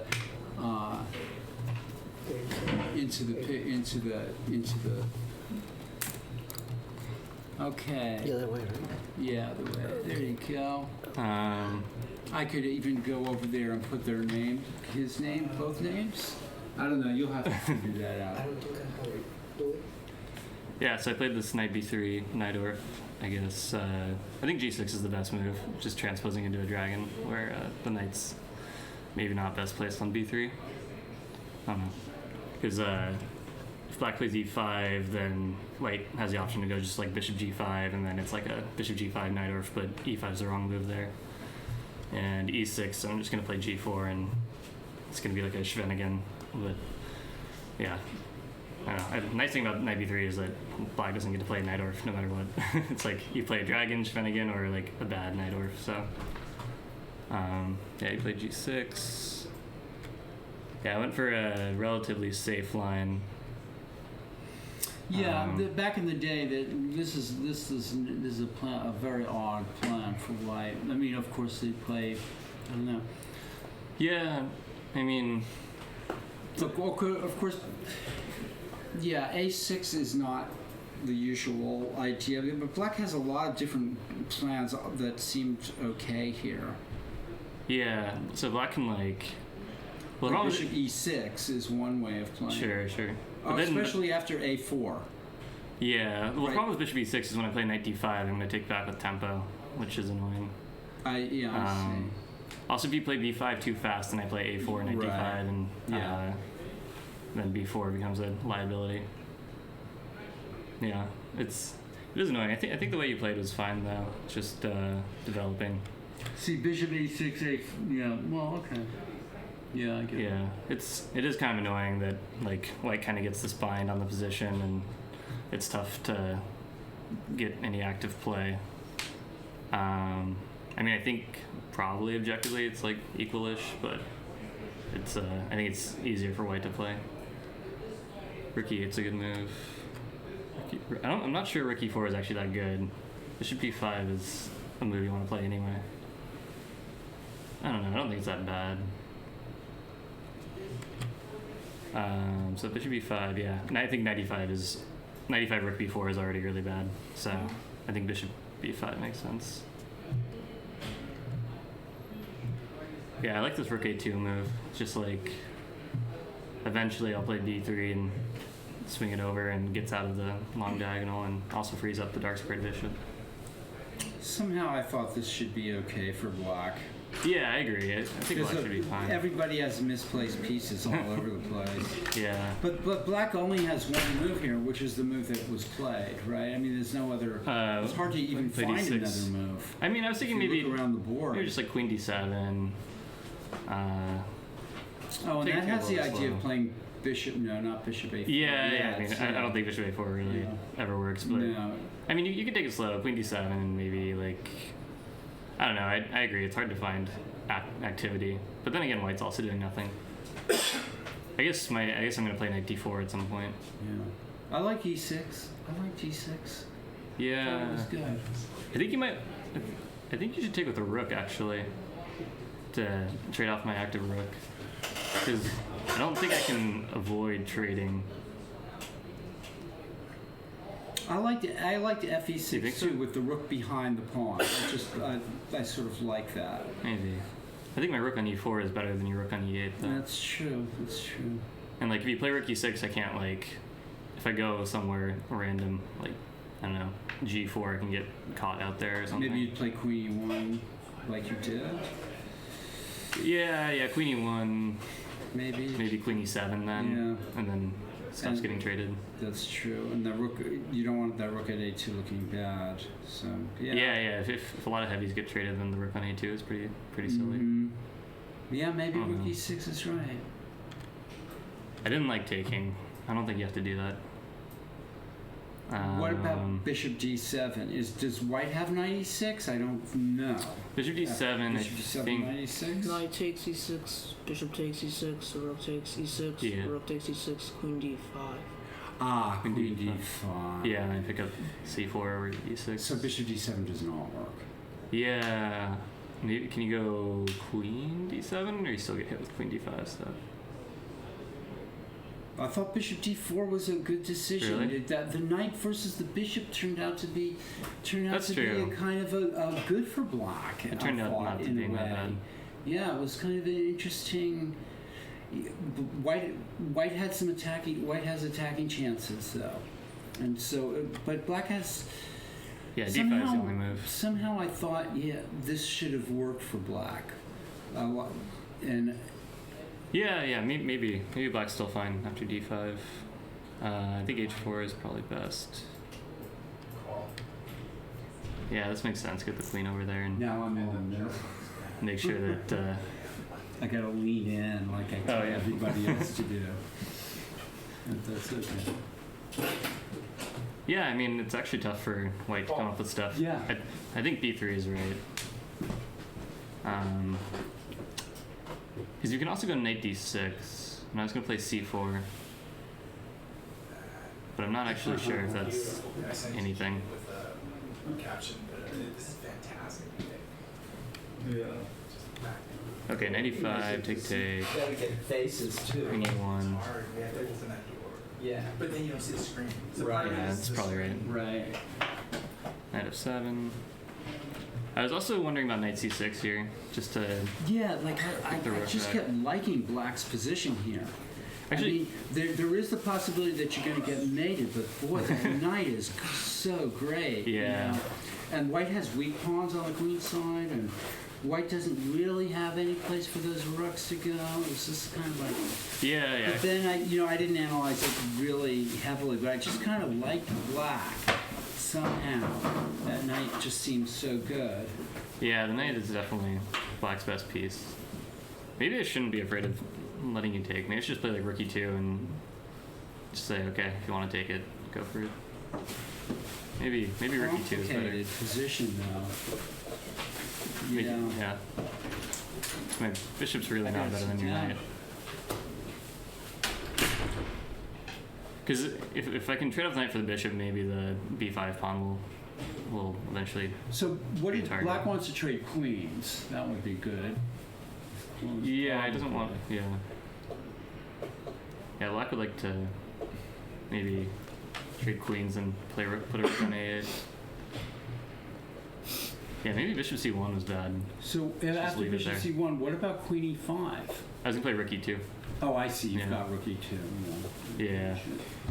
That's the whole idea. So the other option is bishop d2, but then my rook gets cut off. So. Yeah, I like the bishop c1 had the keep the rooks connected thing going. Yeah, knight d6 is good. I mean, yeah, knight f5 is really surprising. Because if rook e6, queen d7. No, yeah, or queen f7. Right. And if rook d5, queen c3, I kind of think I should have gone for that actually. Like rook d5, queen c3, bishop d2, and then I was thinking queen c6 maybe. It's not that clear, but then I can triple on the e file. But that gives you like knight d4, and it seemed complicated. Yeah. It's probably good though, because c3 is like my biggest weakness, and I think if I take d5, your e pawn is always weak, and if I rook on e5, yeah, I kind of think rook d5 is the move here. Yep. Rook d5, queen c3, bishop d2, queen b3, I have rook e6. Queen sorry. Rook d5, queen c3, bishop d2, queen takes b3. Yeah, rook takes e6, and I think queen takes d5. Why not? And then I take everything on e8, king g7, bishop c3 check, king h6, and then I kind of wait. Yeah, but your queen's on d5, huh? Yeah, it's a weird endgame. Not convinced. A better I have endgame much. than what black had. What happened? I lost track of this game because some other people came in. So I just played rook d3. Queen f7 is good. Rook f3 is probably, I think that was a little lazy. Because queen d7. Then h5. So I think you probably have to play d4 Maybe here. black should have played h5 himself. Back with the queen back on f7. Maybe, but then you always have to deal with the dark squares in g6. It's possible though. But yeah. Or you're saying h5 here? Yeah. Can you may not have a way into g6 very Yeah, easily. the knight on f5 is doing a really good job. Yeah, maybe h5, maybe I just I don't even know. Maybe just play like g3 or something. Or bishop, no, probably bishop g5 actually. Yeah. And then black can play rook a8 or something like that and go that way. Yeah, maybe so. Yeah, h5 actually doesn't seem. That, yeah. Doesn't seem too bad. I think you should have played d4 here though. I think knight g7 is close to losing. Because your knight's so good on f5. I was thinking d4, I'm gonna go bishop b2. And then maybe... That knight is so good on f5 in a funny way. It's like... I almost played g4 here. Which I'm glad I didn't, but like that knight was getting so... Like g4, knight h4, rook h3. Yeah, and I guess that's why I want to play h5 with black. Maybe. Yeah, there's some crazy lines where I go g4, knight h4, rook h3, like g5, bishop g5, knight g6, and maybe I play f4 there and just like really go for it.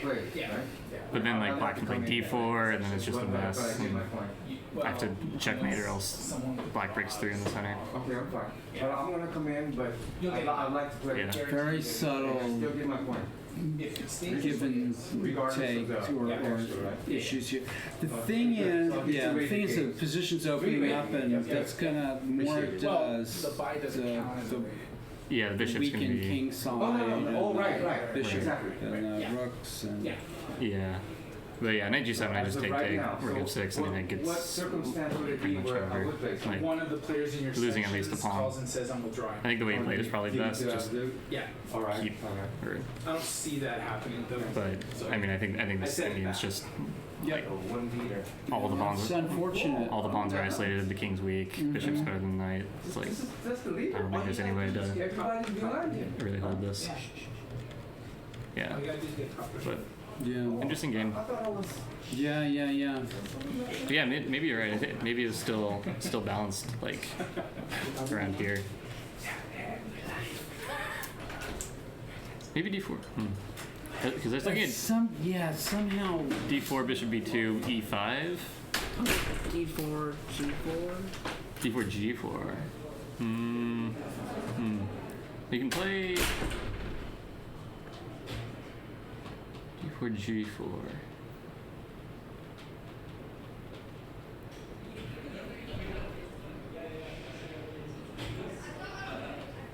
I'm not sure what white is going to do after if black had played h5. It's maybe maybe queen d5 first, like d4, g4, queen d5. Not square the rooks. Rook h, or rook, maybe rook d3 though. Yeah, g4 is annoying.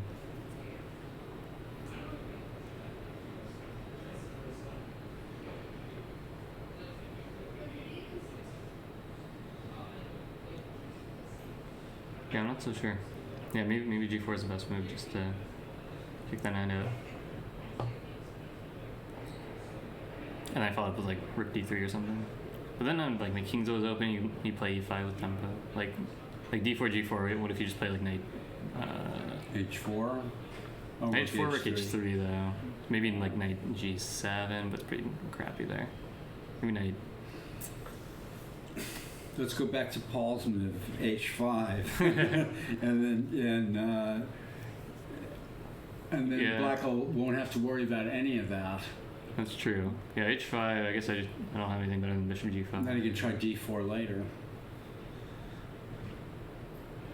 This is true. I can also go put the bishop on b4. That might be a nice spot for it.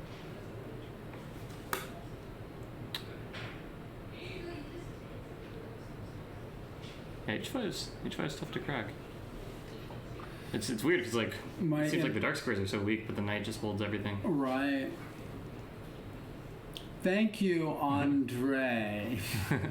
Andre. Yeah, we're having fun here. I mean, there's been like all kinds of things happening in this room, and not just analyzing chess games, but like murders and stranglings and all kinds of what's going on during the round in here. strange talk. Yeah. Yeah, maybe h5 was the move. I guess I'm surprised that this wasn't better for me, but that knight is just so strong. I guess, yeah, I didn't really have much. And it makes sense because you've Maybe done rook all d5 that is the move here, maneuvering though. to get to f5, and like, I guess e4 is the most optimal square Yeah, for the I mean, black knight. Well, I was expecting knight e4 here, actually. But then there's always the possibility of you sacrificing or else being able to play c4 or f3, or it's sort of insecure there. Yeah, I mean, knight in a way. Yeah. And that was really nice that knight f5 was nice that rook d5 didn't work. I think it might have. I think it probably should have. Maybe that was the move that you should have played. I think rook d5 was the move. Rook d5. Yeah. I played rook d3 and trying to keep it simple, but I think it was the time to kind of go for it here. Yeah, and that would have probably kept white with the advantage, but rook d3 then would have been maybe black with the advantage, possibly after h5. Well, I don't know. It's interesting. Yeah, I'm still not sure about the resulting endgame after rook d5. I've got to praise queen black's d3. play. Bishop d4 was a very good move, I think. I think it was maybe the only move in that position, and it was very consistent also with black's play, sort of with the e6 and. Yeah. It's weird how the bishops of opposite color cannot be effective, even with all the when it has every square to go to, but then there's just no monster knight guarding everything. Yeah, it's weird. Yeah. It's weird. Yeah. Interesting game, though. Yeah, interesting game. A lot to learn from a game like that. I think how games can be sort of like on the verge of going one way or the other. Yeah. Cool. Well, all right. I think Ezra's going to win. I think Ezra did win, and his opponent made a bunch of bad decisions, and Ezra won very quickly. In that case, this game ended on a dime. Yeah, that looked really bad. But White had a number of ways to play better. Yeah, I thought could have played rook c5. I thought White was fine, and then suddenly he wasn't. Yeah, knight b6 wasn't so good. Why not play knight c5? Oh yeah. Yeah. Why not play knight c5 here? And then so then knight b6, queen b6 happened, and then like rook c5. This was but bishop d3. Now why not rook c5?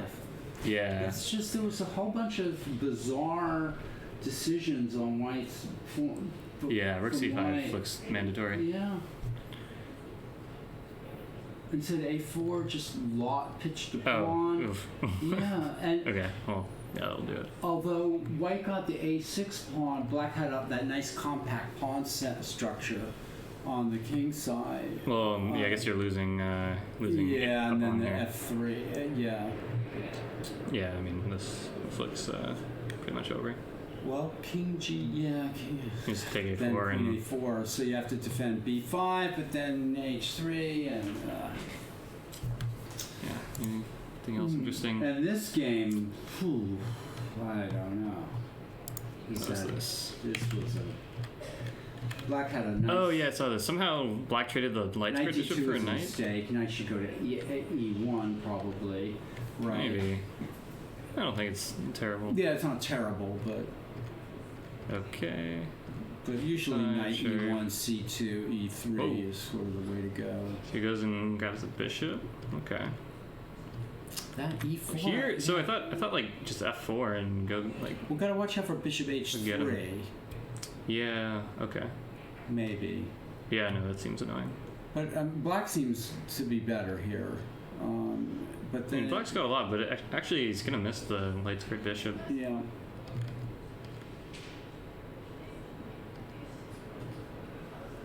Yeah, just do some harassment and trades all that. Seems like Black should be better here. Right? Yes, like b6 is. I agree. I mean, yeah, I think White made like mess up something. Just I don't didn't know. play with any consistent plan or anything, and then that was an odd move. Tricky. Like, So take. even take, pawn take. c5 looks better. Well, no, you can't do that if you're not going to follow up with f4. But maybe c5 and f4 or something like that. Yeah. And then, but Knight c5, interesting. that, yeah, I'm not so, or knight c8 here. But then you've got to watch out for f5. No, you can't play knight c8. I mean, is there anything wrong with just taking b6, taking b1, and kind of playing that? I don't know. Maybe not. Maybe that would be okay. I guess white has the two bishops. There were some odd moves going on here. I'm not sure exactly. Still seems like black should Are be all better. the top boards done? Malin just won. Okay. Draw So the agreed. game. So we're Wait, draw agreed? This will be it. I'll wrap it up here. Oh, why is it draw? Isn't black just a little better here? Yeah, I thought so. I mean, how's he gonna stop this pawn? Well, the knight is already stopping it. Sure, but okay, On so B3, and then he's probably worried about knight c5. The king coming over, and then wait, isn't black just gonna take on f4 and play bishop d4 and like I guess takes knight b3 immediately. yeah. I Was guess- that I a guess draw knight b3. McCambridge drew? Vince McCambridge drew? We have it as a draw. Yes, draw. I feel like black's better here. I feel like he is too. Like, yeah. like so takes knight b3, maybe take f4. And then bring the king around, or play knight c8. But then if knight c8, Yeah, c5. You can't let that happen. Yeah, and then the worst thing that could happen for black is the king comes over to the queen side, and then suddenly knight c5 or knight a5, and or the bishop comes Yeah, or bishop down. c8, I You guess. can see something horrible happening. The paranoia. Yeah, I mean, like, okay, if you're worried about that, then don't play queen b4 here. I guess. Yeah. That's a good point. Well, okay, That's a e5 is good hanging. point. Maybe king g6. Oh yeah, e5 is hanging. So maybe bishop f6 was a bad move. Yeah, bishop 6 seems, I guess, just walks into all this. Knight c8 doesn't work because of f5, and maybe black's already made some poor choices here. I don't know. Yeah, I guess he is missing his light square bishop. Funny. Yeah. Maybe h5 and bishop f6 or something. Or like you could go queen a4 here and try to invade a little more. Yeah. He may just not have been willing to put in the work. That's possible. Yeah, white won this.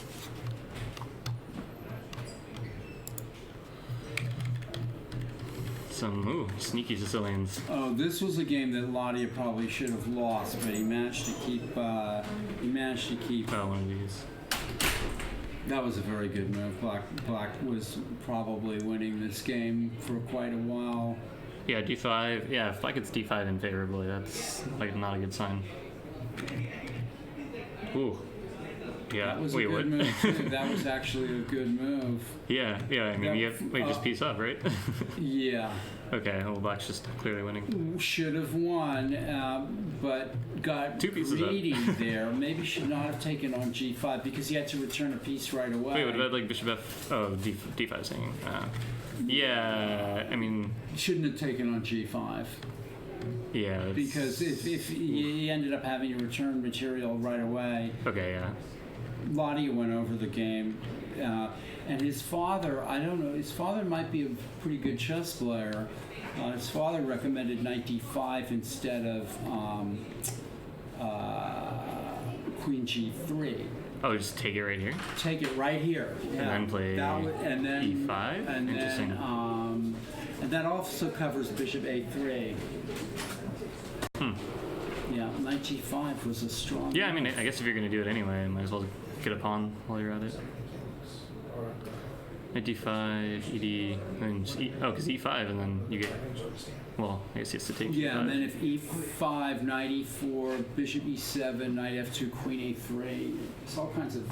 We were looking at, and that cover, and then if knight d1, the mate of b2 is covered. Yeah. There's all kinds of weird lines. We never found a convincing win for black, but I'm sure it was there. He just shouldn't have taken it on g5 after taking the first piece.